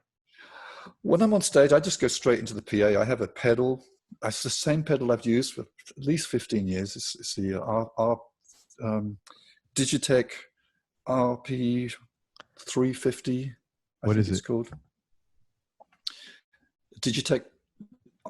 No. What does it do? What does the pedal do?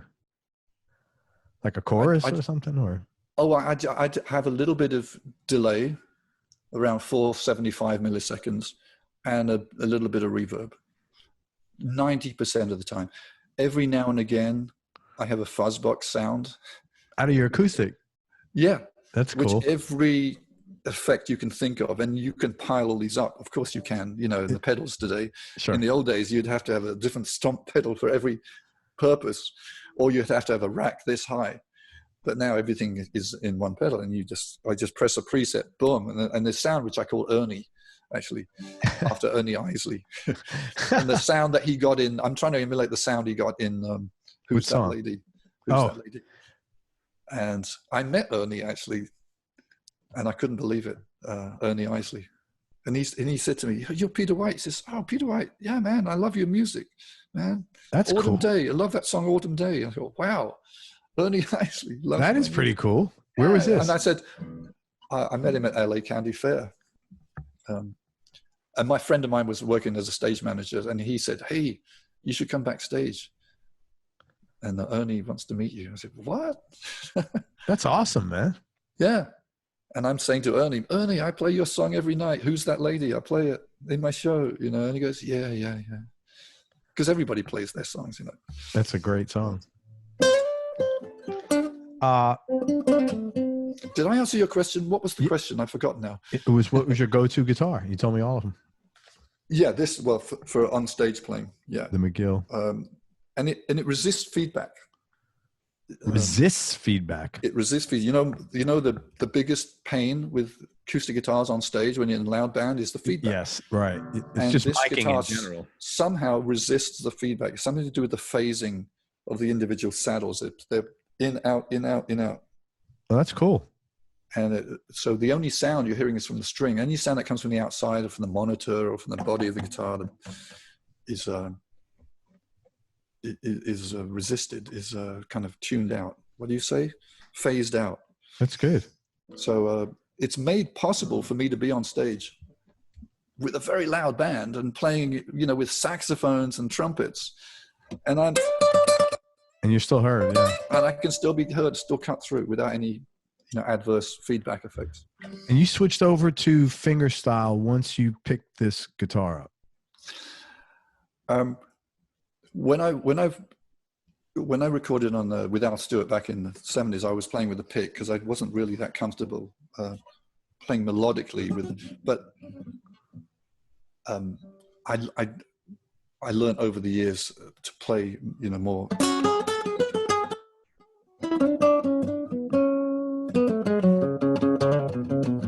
And there's much more variety of tone as well,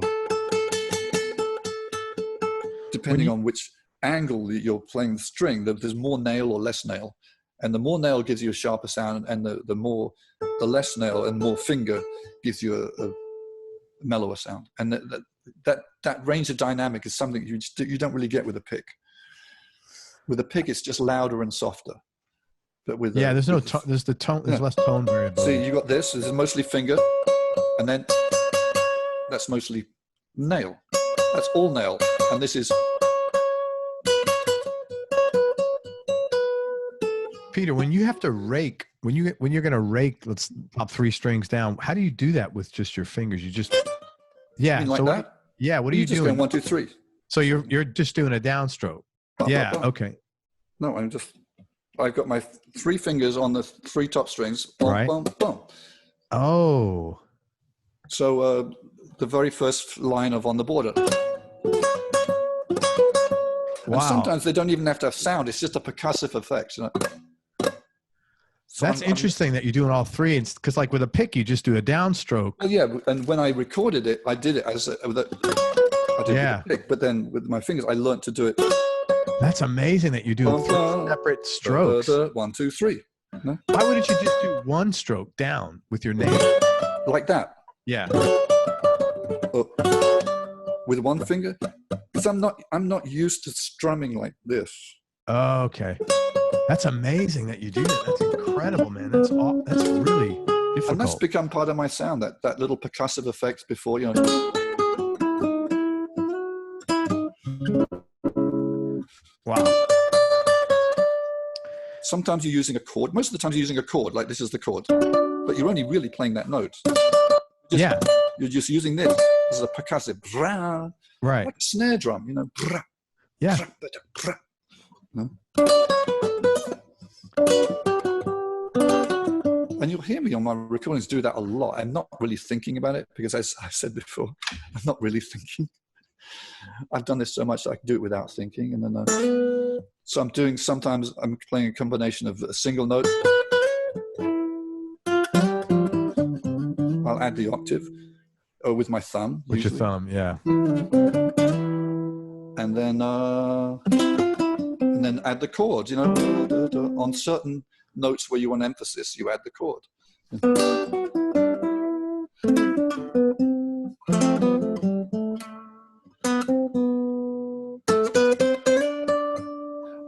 I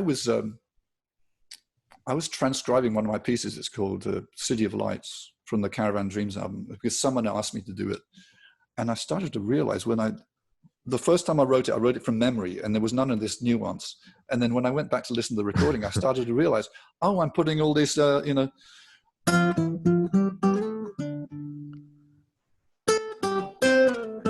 the octave, the slides. And I mean, whoop, that little thing there, like, don't even think about it. You know, to add a little emphasis in slow motion, it's just... Man, it's a joy to watch you do that.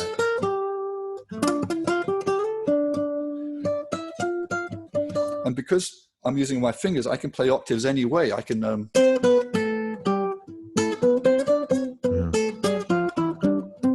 without hardly moving my... If you're playing Wes Montgomery style, you have to play all over the neck. Right. But because I'm playing with my fingers, wow.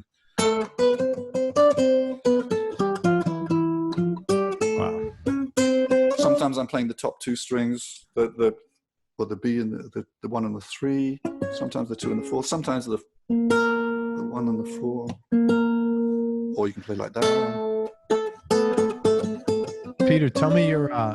And funny enough, I didn't start playing octaves until at least my second album. I don't think I played any octaves on my first album. It was something I got from George Benson, which he got from Wes Montgomery. Right. But because I didn't know that Wes Montgomery only played with his thumb, I only found that out recently. I just use my fingers, you know. And then sometimes you add the 6th.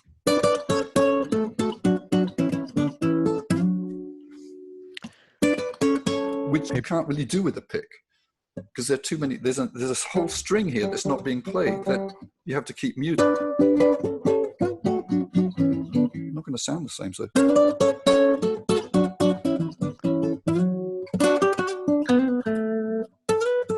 It's all in the nuance. It's all in the nuance. and you can't really teach this stuff like that. When I transcribed this piece for this lady who wanted it for her son, and she's in Johannesburg, on the other side of the world, South Africa. After I wrote all this nuance, the slides, the grace notes, the trill, and I said to her, you know what? This probably is not very helpful for a beginner, because what I'm doing is I'm transcribing the way I played it. Right. But not everyone is going to play it like that. And I don't encourage everyone to play it like that. I encourage everyone to play it the way they hear it. So you have to strip all that stuff away, and then what's left? And it's very hard for me to tell what is the melody without all the stuff that I've added. Yeah. Probably someone else who is not me would have an easier time of weeding that out and just extrapolating the melody. What is the melody without all this schmaltz, the stuff that I add? You know, what is the actual melody? And also I realized that that's the melody, but I play the first note so quietly you don't hear it, and anyone transcribing it would not include that first note because they wouldn't hear it. Now I know it's there, I played it, but you can't hear it. So once again, the way that I've actually played the melody with my style is obscured what the melody actually is. Right. It's a hard thing to explain, but I said, no, that actually is the melody. But you're not going to hear that. You're going to hear, that's what you hear. Because very often at the beginning of the phrase, it'll be, you know, crescendo, and at the end of the phrase, the opposite, it'll be diminuendo. if you use those expressions. And that's something that comes naturally. I've never tried to do that. It just happens. Tell me your top 3 Desert Island discs. Are you talking about CDs, LPs, yeah, because I know it's different. Songs? No. In England, it's songs. No, here it's music. Desert Island discs. Well, you'll be surprised. You might be surprised. And I've thought about this long and hard. First of all, Mozart. Okay. Last 2 symphonies, 40th and 41st. Genius. Not just for the fact that he did it and that the orchestration is amazing. It's just the melodies, for some reason. As soon as I hear,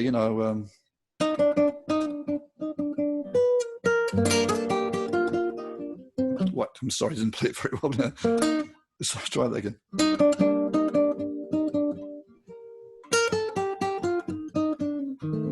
It's like, oh, I'm gone. What more is there? That's it. Beautiful melody that just make me tear up almost. So Black Mozart, Sabbath. No, I got over that when I was 16. I think I would put second Pat Metheny, Secret Story. That comes up once in a while. My favorite Pat album. Brilliant orchestrations, arrangements, and guitar playing. But the guitar playing is not. The guitar playing is only part of, for me, the experience. It's there, but the way the album is arranged, the melodies, the orchestrations, which is Jeremy Lubbock, I think, did those. English guy did the arrangements. My third choice will probably surprise you. Is one of my favorite albums of all time. Is the Pet Shop Boys' Introspective. That is a bit of a surprise, but not really.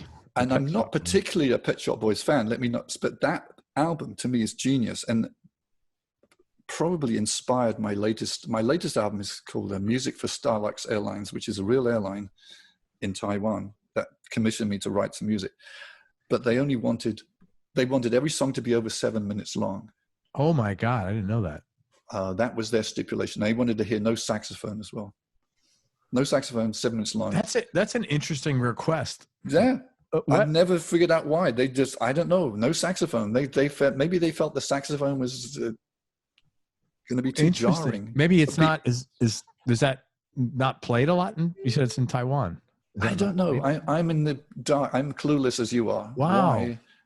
Why? And if I ever meet the chairman of the airline, who was apparently a fan of mine because he went to college here in California in the 90s and probably heard my music on the Wave radio station. Right. The same radio station where I first heard Acoustic Alchemy. And I thought, wow, I can do this. And they started playing my music.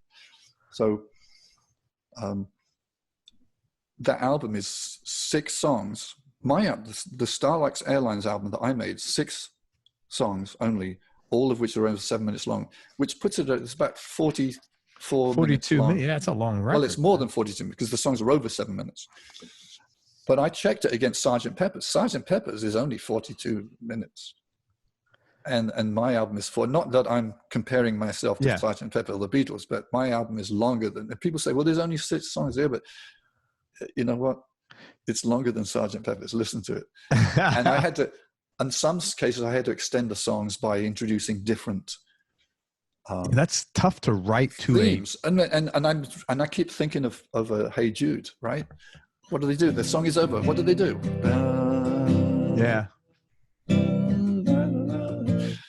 Whole different theme is brought in, like 4 minutes into the song. It's brilliant. And it goes on for another 3 minutes. So I used part of that, but also the Pet Shop Boys. That album, Introspective, is only 6 songs, but they're all over 7 minutes long. Exactly like the Pet Shop Boys. The Pet Shop Boys. Interesting. I got to check that out. This is fantastic arrangements. And there's very little guitar on there. Isn't that funny? Yeah. So I've chosen one instrument, one completely orchestral album. I've chosen one guitar album, which is Pat Metheny.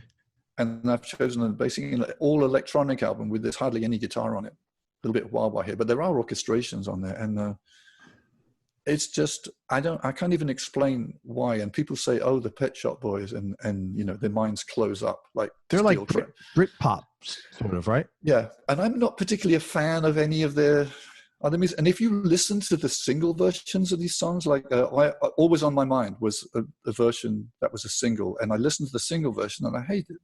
But the version on the album, everything is drawn out. All the arrangements are given room to breathe. It starts off just with a kick drum and a bass, you know.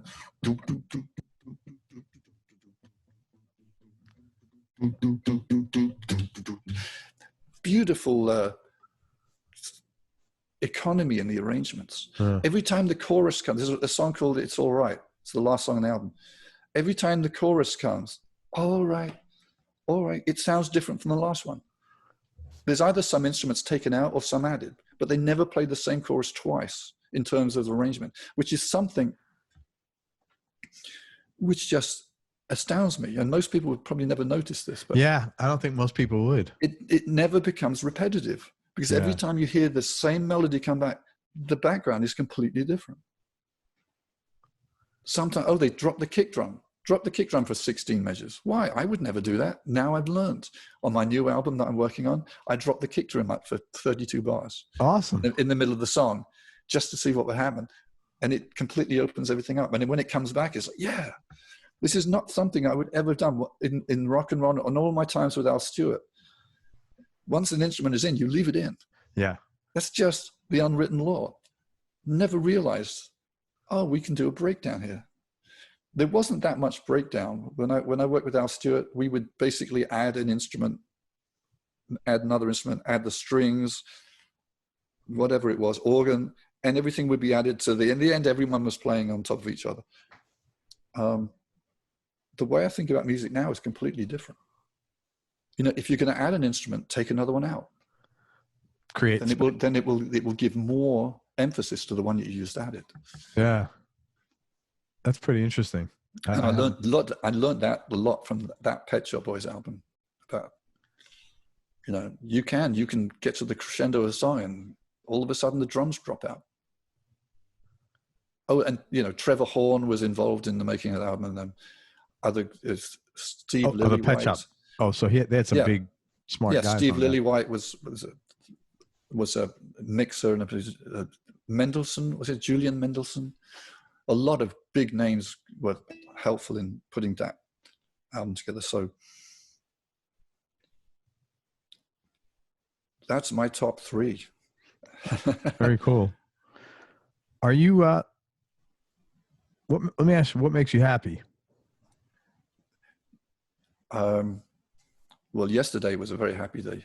It was my birthday, and Happy birthday, Peter Not White. that it's much different from many other days I've had. And I've been very happy recently because I just do what I want to do, which is just make music. I'm at my own pace and meet with friends, kicked a soccer ball around in a park, which is fun. It's almost impossible not to have fun, not to be happy when you're playing soccer. Or just taking a walk in the park. It's almost impossible to feel unhappy when you're riding a bicycle. So you're pretty... a lot of being happier to me is about lowering your expectations as well. A friend of mine who became a Buddhist once said to me, and he was a musician, he was trying to give up music, which I admired, by the way, because it's like an addiction. He says, I was always unhappy. Then I realized that my expectations about what made me happy were too high. So I just lowered my expectations, and I've been happy ever since. And I thought that is the most profound thing I've ever heard. Interesting. You know, why not lower your expectations? Then you'll be happy. So it takes very little to make me happy. You know, kicking a soccer ball around with two friends, very happy. Yeah. Going to the pub, having a beer with lemon in it, happy. With friends, you know. So, yeah, with the day I met Joni Mitchell, it was happy. I don't know if I was exciting. When I met Jimmy Page, that was exciting. It was exciting meeting him. Yeah, that's pretty cool. I don't know if you say, well, that's the happiest day of my life. It's just a kind of an exciting moment. But, what is the happiest day of your life, since you mentioned it? Well, yesterday. This is another, you sent me some of these questions, and that was another question I was obsessed with. What I've makes been you thinking happy? about this for days. What is the happiest day of your life? You know, the joke that the second happiest day of your life is when you buy a boat. And then you're supposed to say, well, what's the happiest day? Well, when you sell The the day boat. you sell it. Yeah, I'm sure. Yeah, because everybody I know who has a boat, that's a pain in the ass. Yeah. It's a So lifestyle. happy is just it's just a contrast to what you're used to. You know, if you've been depressed, and I was depressed for a while in the early 80s, I had no gigs. And then one day Al Stewart says to me, hey, we got a white van where we've got amplifiers, guitars. Why don't we go and do some gigs? And all of a sudden I was happy. Right. And I'd been depressed for months because I had we had no gigs. And all of a sudden we were on the road again. So that made me happy. Happiest day of my life. I don't know. Does that count from the moment that you wake up in the morning? It's up to you, man. Like, I don't know if that's possible to have one. I guess it is possible, one sheer day of happiness from the time. I had a great day. I remember I was in Spain. I was in Barcelona. I was on tour with Al Stewart, and we had a day off. And it's not just a day off, Craig. It was a glorious day off. There's a difference between a day off and a glorious day off. And what's the difference? The difference is, on a glorious day off, you don't have to do anything. Right. You don't even have to get out of bed. Nothing. Yeah. You don't have to get out of bed. You don't have to go to the airport. You don't have to travel. You don't even have to get out of your pajamas. You don't have to do anything. Yeah. And that day, I just started wandering around. I had no expectation of what was going to happen. And I ended up at the zoo, and I paid my admission. I walked around the zoo just by myself, and I thought, this is great. I'm having a great time. Possibly because I had no expectation. And it was just nice having a day where I didn't have to do anything. I didn't have to be anywhere. Yeah, I like days like that when you have no responsibility. And it never happens at home. Yeah. Yeah. No, it doesn't. You have to be out of the house. There's always stuff to do around the house. Always. But when you're on tour and you wake up in the hotel and you realize, I don't have to do anything. I don't have another gig till tomorrow. So that was a happy day. Tough question. What do you like most about yourself? I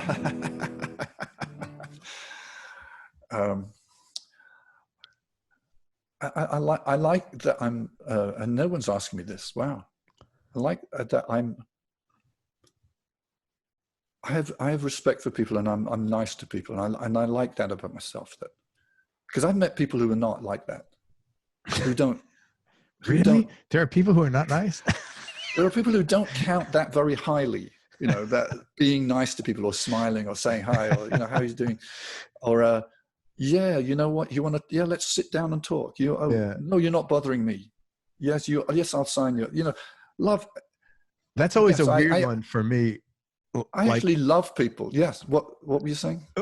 Well, like if I'm in a park, let's say I go up to New York City and I'm sitting down in Washington Square Park. If somebody's next to me, my inclination is always to say, hey man, what's going on? What are you reading? And most of the people are, some people will open up, but once in a while you get someone like a book and then they get up and leave. I always find well, I don't, I'm not, I can't be judgmental here. I don't blame them because, very often when people approach you, they want something. Yeah, it's because they want something. So they're thinking you're some kind of a guy that wants something. You're going to start a conversation, and then it's going to be, oh, well, can you do this for me? Oh, you know what? I need this. Or we're friends now, but can you help me out? Yeah. So have you been to the latest Amway meeting or something like that? You know what? You're right. And that is, and I'm so not like that. I don't ask anything from anybody ever my whole life. I never have. Probably to a fault. And so that's never on my mind. So I need to keep that on my mind when that happens, because I need to probably be more reserved. I'll talk to anybody. Yeah. I think generally I don't, just because I know, people want their space, especially if you're sitting on an airplane. You might strike up a conversation, and sometimes it's nice and sometimes it's not. Yeah. And sometimes you wish you hadn't. So sometimes it's better not to. But you know what? But you like that about yourself. We've never met. We've never talked. No. Before now. Right. And yet we're carrying on like the best of friends. And I think that's great. I love that. Yeah, so do I. Yeah, I think we're probably very similar in a lot of ways, I think. Well, to tell you that the thing is really cool, when guys come to town, you know, and they'll either send me an email or I'll see them coming to town. I'm like, hey, man, can I come to the show? The thing that I love when we meet, it's like, even though we haven't met, it's almost like, oh, this is an old friend. I just haven't seen him in a while. It's always like a hug.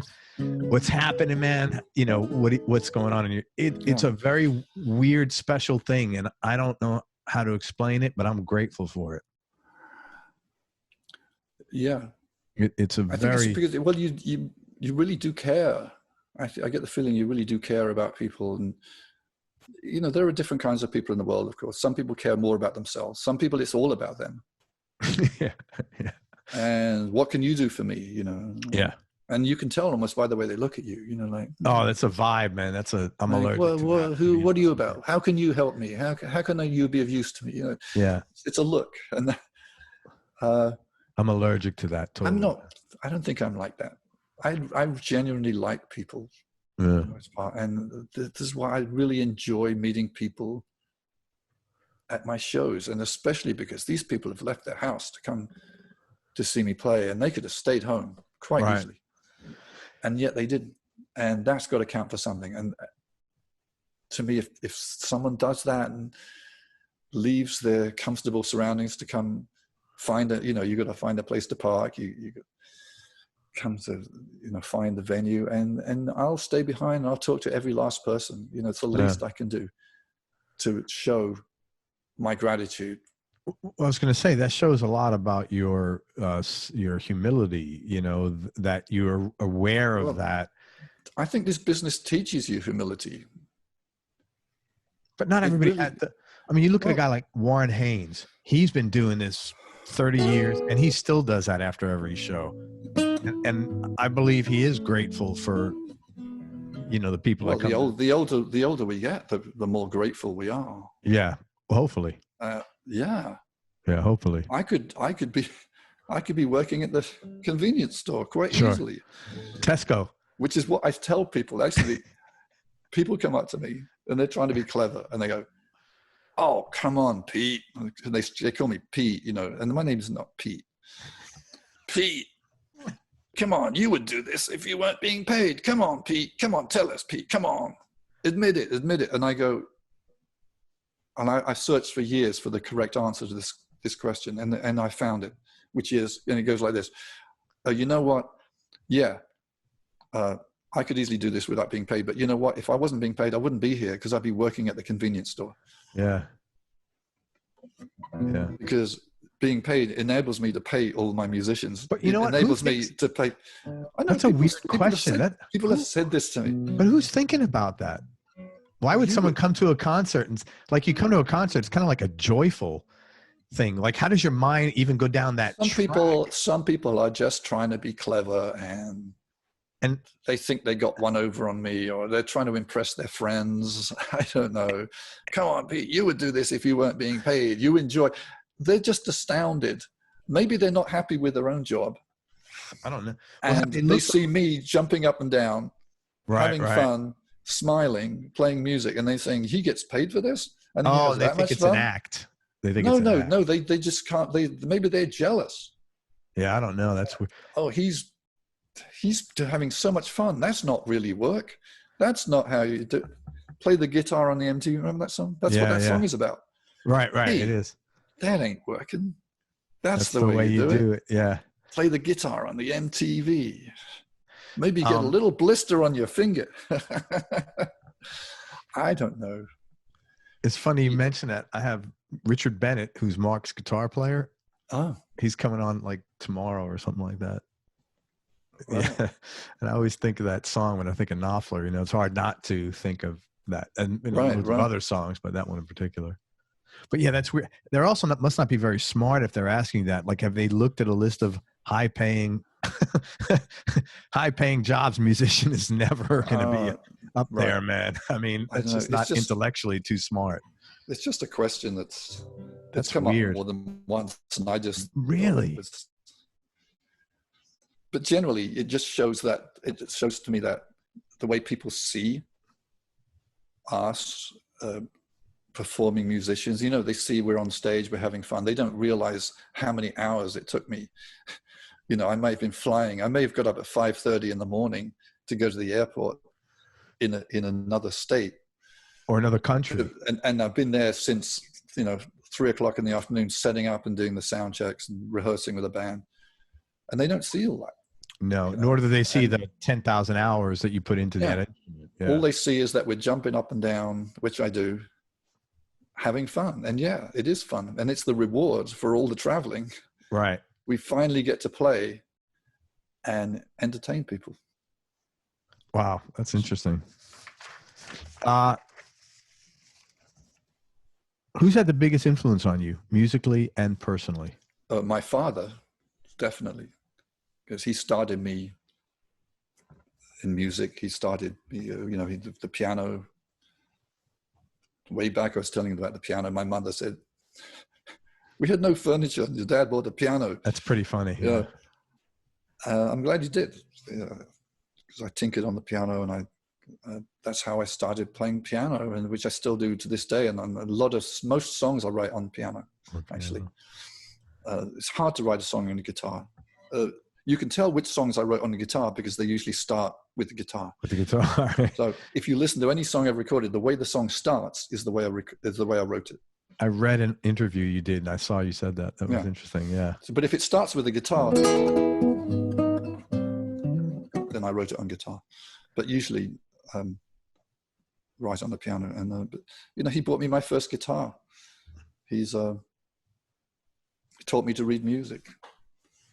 What's the most important thing he taught you outside of music? Well, outside of music, he taught me to have respect for people. And we were riding our bikes. So we didn't have a car. We just rode our bikes around, and he riding, and he scratched the side of a car somehow. Sure. And instead of just, you know, cycling away, he stopped and he knocked on the door and found whose car it was and offered to pay for the damage.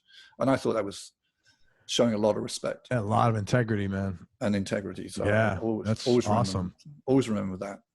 Wow, that's a great. You know, it's not all about you. It's not, you know, if you start to feel sorry for yourself, just for a moment, think about this other friend of mine who doesn't, maybe, you know, I know people who are disabled. Of course. And I'm friends with them. Yeah. How is the world for them? Don't feel sorry for yourself. Yeah. There's always someone worse than you. And this is, you remember I mentioned before, you can always think your way out of a bad feeling. Yes. Feeling sorry for yourself is a bad feeling. Yes. But if you think about it, look at yourself from the outside, just a minute. Look at how much you have. You still have the full facility of your limbs. I mean, talking about myself, I do. There's never, you know, there's never a reason for me to feel sorry for myself compared with someone who doesn't have that. Yeah. For instance. I agree with you on that. How about your mom? Most important thing she taught you? Well,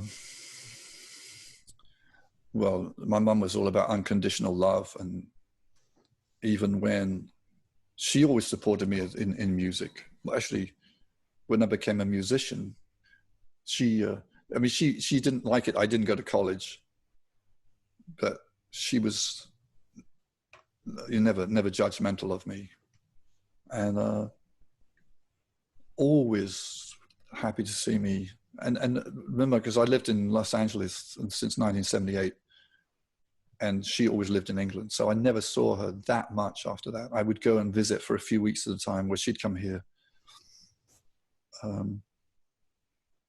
But she had an indomitable spirit. Just would keep going. Never felt sorry for herself. Now that I think about it, because no one's ever asked me this question, by the way. Energy, just keep going. Just, you know, do what you do. She would, a lot of writing. She became she got a doctorate in philosophy. Wow. She was when she was in her 40s, she went to night courses. I was a teenager, so yeah, she would have been in her 40s, and she would go to London, take the train to London and go to the night courses, and eventually got a doctorate in her 40s, and which is quite amazing. Yeah, that is pretty cool. Which helped her in her teaching, I guess. She was teaching French at school. Yeah. Did she speak French? Did you learn French growing up? Yes. Yeah. Oh, that's cool. Do you still speak it? Un peu. Je parle un peu français. Mais I guess that means you do. Pas beaucoup. A little bit. She taught us French. In fact, she said we didn't even speak English. Me and my brother and my sister did not speak English until my older brother started going to school. That's not uncommon. And then he learned English at school. I find this story quite unbelievable, but no, that's not uncommon. Here, that's not uncommon at all. And we learned English from my brother. He was the oldest. He went to school first. Yeah. That's the story. And yeah, I can still understand French pretty well, but that's I don't cool. have the facility to speak very well. I never had the practice. That's the number one answer. My mother was French. She came over from France when she was 21, I think. And that's the number one answer, unconditional love. When I asked that question about the number one thing your mom taught you, it's the number one answer, unconditional love. And you know, you start to realize, you know, yeah, you can be judgmental, but who is that helping? Yeah. It just makes you feel better about yourself by making someone else feel worse. It's not really the way to go. No, not at all. If you look at it, if you look at the big picture, it's because someone will do it to you, and they have. And no, nobody likes that. Being non-judgmental is it's very big with me, and I probably learned that from my mom. Do you have any hobbies outside of music? Well, I already mentioned playing soccer. Yes. And we're not talking about organized soccer games. Just I can even kick a ball against the wall, you know, just for an hour, and watch it bounce and kick it back, kick it with both feet, you know. And I do, and I still do this. And walking, hiking, we go walking around here. Not so much recently because the air has been kind of smoky. There's been a lot of forest fires here in LA. Yeah, I know. Swimming. I have a nice pool here outside my house. Yeah, because music, you know, when I'm doing the shows, yeah, there's a lot of physicality involved, a lot of moving around. You seem like you're in pretty good shape. You must take care of yourself, though. Well, I mean, you're slim. When I'm yes, I used to be slimmer. In my 20s, I weighed 140 pounds. No. And you're a tall guy. Yeah. How tall are you? Well, I'm at 5'11", I would say. 5'11"? Yeah, I weigh a little bit more than that now. I weigh quite a bit more than that now. But yeah, I used to be really incredibly skinny. I look at pictures of me. There's a picture of me on the one of the Al Stewart band album covers, and I can't believe. That is so funny. I'm going to look at it. What album? An album called 24 Carats. Okay, I'm going to check that out. I'm the picture of me on the back side, on the inside. There's actually an insert, a paper insert right. of Al and the whole band, and just can't believe how incredibly skinny I am. 140 pounds. That's amazing. But you know, apart from doing the show, when I'm doing the shows, yeah, I'm exhausted, you know, from doing the shows and the traveling, jumping up and down, meeting people, sound check, whatever. When I'm home, like the last 6 months, 7 months, we've been home. Everyone's been home. There's a lot of sitting around. It's completely different. So when I'm recording, it's sitting around. Try to get out. Try to move around. Try to walk. You know, go out walking once a day. Do some exercise. Do some pull-ups. Got to keep moving. Otherwise, we're just going to end up sitting forever. Like, okay, I'm sitting down. Okay, let's go and lie down now and go to bed and then get up, sitting again. You got to keep moving. We're lucky they opened the gyms here a while ago, a couple of months ago. Oh, Yeah. Well, they've opened some gyms here, but outside in the parking lot. But Yeah, everybody's using their parking lot now for that's what someone told outside me. space, because you can do stuff outside that you can't do inside. Hobbies: reading musician biographies. That's another hobby I have. Love that. Watching true crime shows like Forensic Files on TV. Love that. You know what my wife just got is BritBox. Do you know what that is? BritBox. No. It is British TV. Oh, Because we always watch these British. There's a lot of good British TV, like crime series and stuff. And, oh yeah, my wife watches all those. Right? Well, the British TV.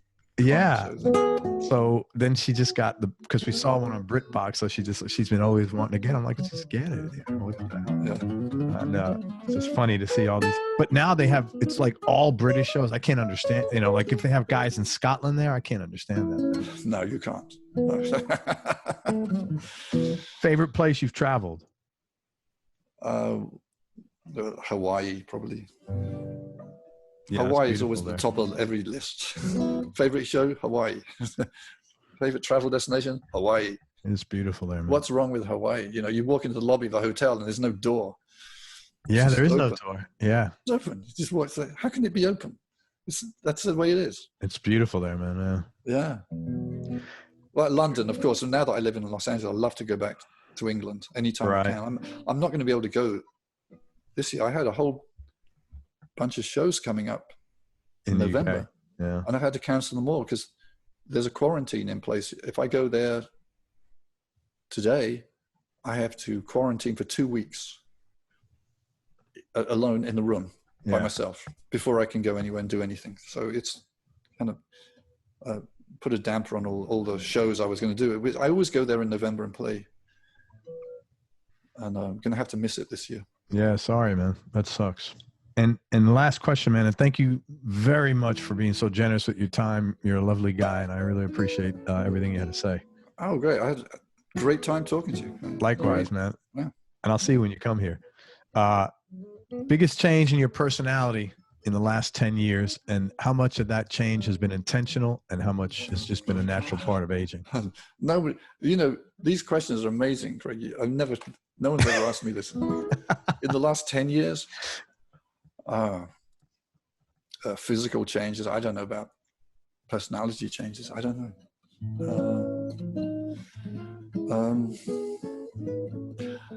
I think it's when you get older, at each stage of your life. I read a book called Passages by Gail Sheehy when I was younger, and it kind of shows you how in each decade of your life you become different. It's kind of inevitable.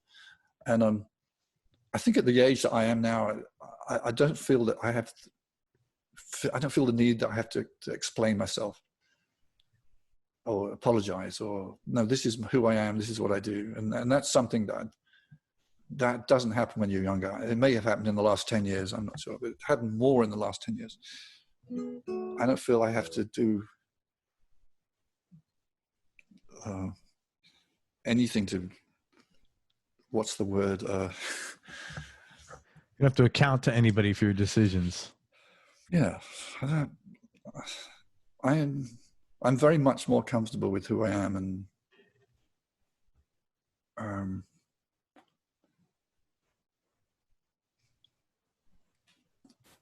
I don't have to. I don't have to explain myself. I don't want to. You know what? I don't want to explain myself. Yeah. And although I have been to you for the last 2 hours. Well, it's an interview. I mean, it's different. Yeah. For instance. Yeah, but I'm not asking anything of you. You know the best thing about the Starlux album when it came out?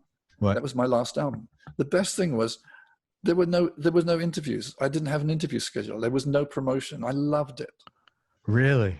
Because to me, I don't want to explain the music.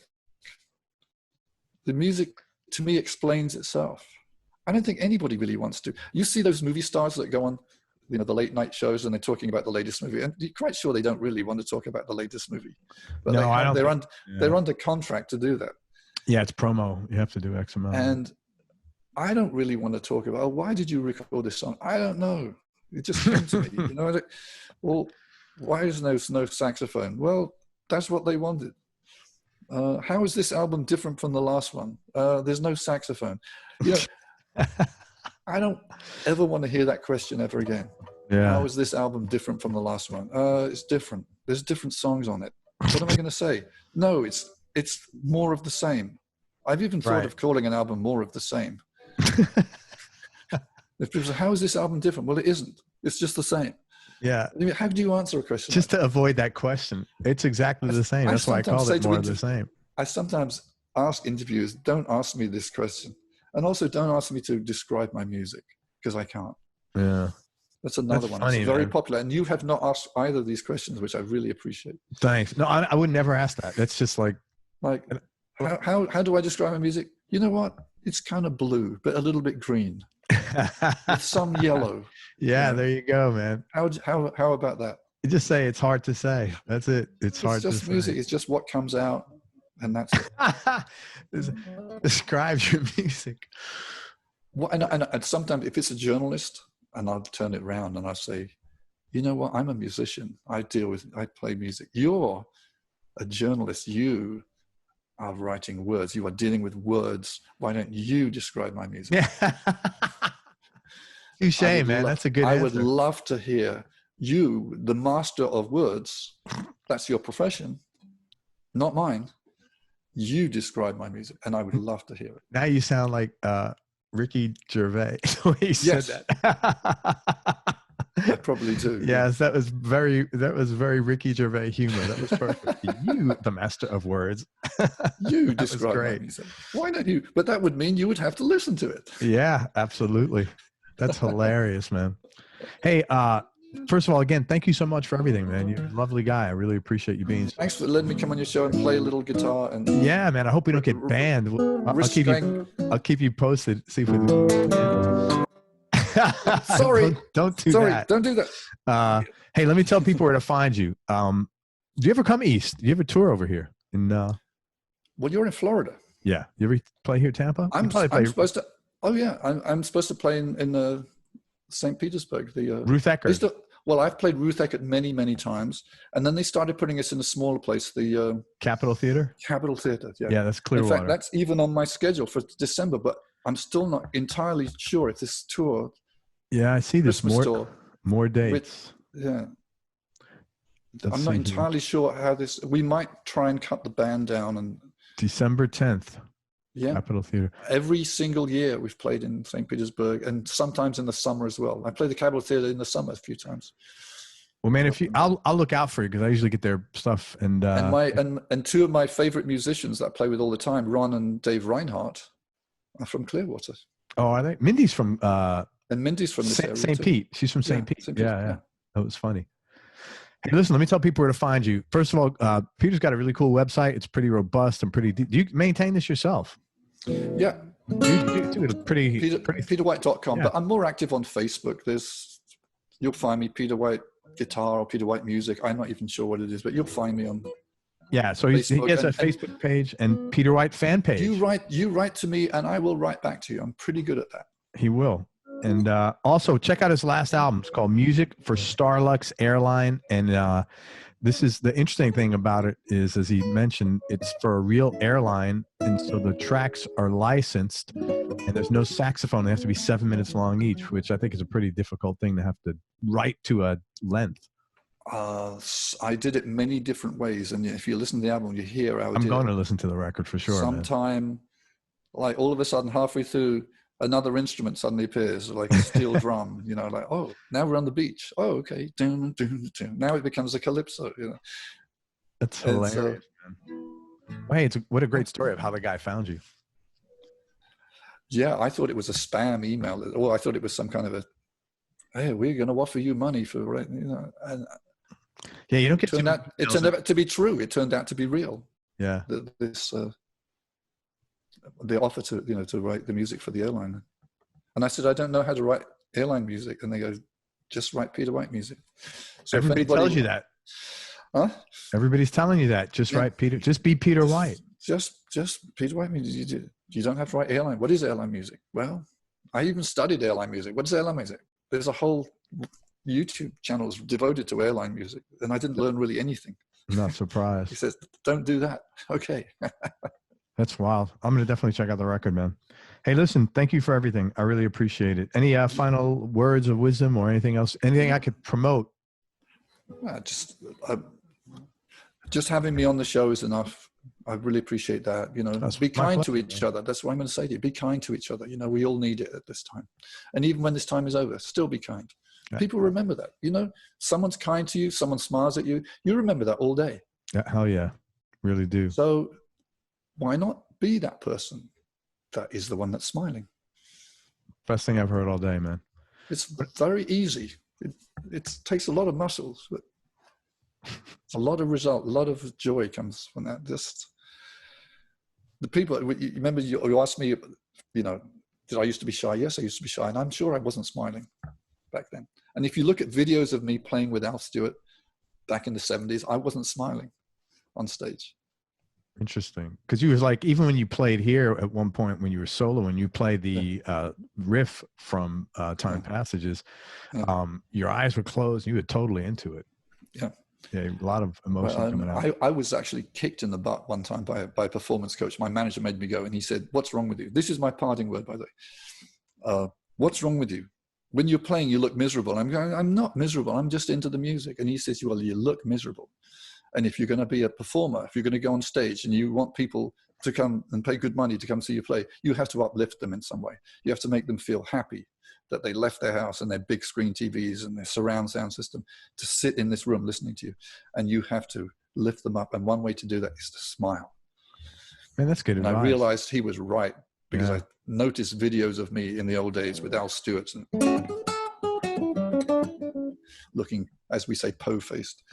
I realized, I can't hide behind my ignorance anymore. When somebody confronts you, it's very hard to say, it's very hard to deny it anymore. Yeah. Like Alan Parsons confronted me, saying, you don't have to play so many notes, and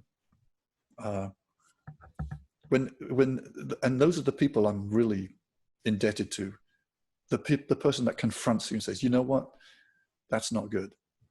You should do, and take it to heart. So I learned a lot from that performance coach. I learned how to smile and learned how, looking at videos of yourself is frightening when you realize how you actually look compared to your image of how you looked. And you can learn a lot. So just smile and be nice to each other. That's what I say. Great way to close the show. Hang on one second. We'll wrap up. Let me just say goodbye. Everybody, thank you so much for listening. If you enjoyed this, please share it on your social media channels. We appreciate your support. Thanks very much to Peter White. Everybody, go to follow Peter or go to his Facebook page. And also there's a Peter White fan page. Check out Music for Starlux Airline. And you can find everything that's related to Peter on peterwhite.com. And most important, especially nowadays, man, remember that happiness is a choice. So choose wisely. Be nice, go play your guitar, and have fun. Till next time. Peace and love, everybody. I am out. Peter, thank you so much, brother. Right on. Bye, everybody.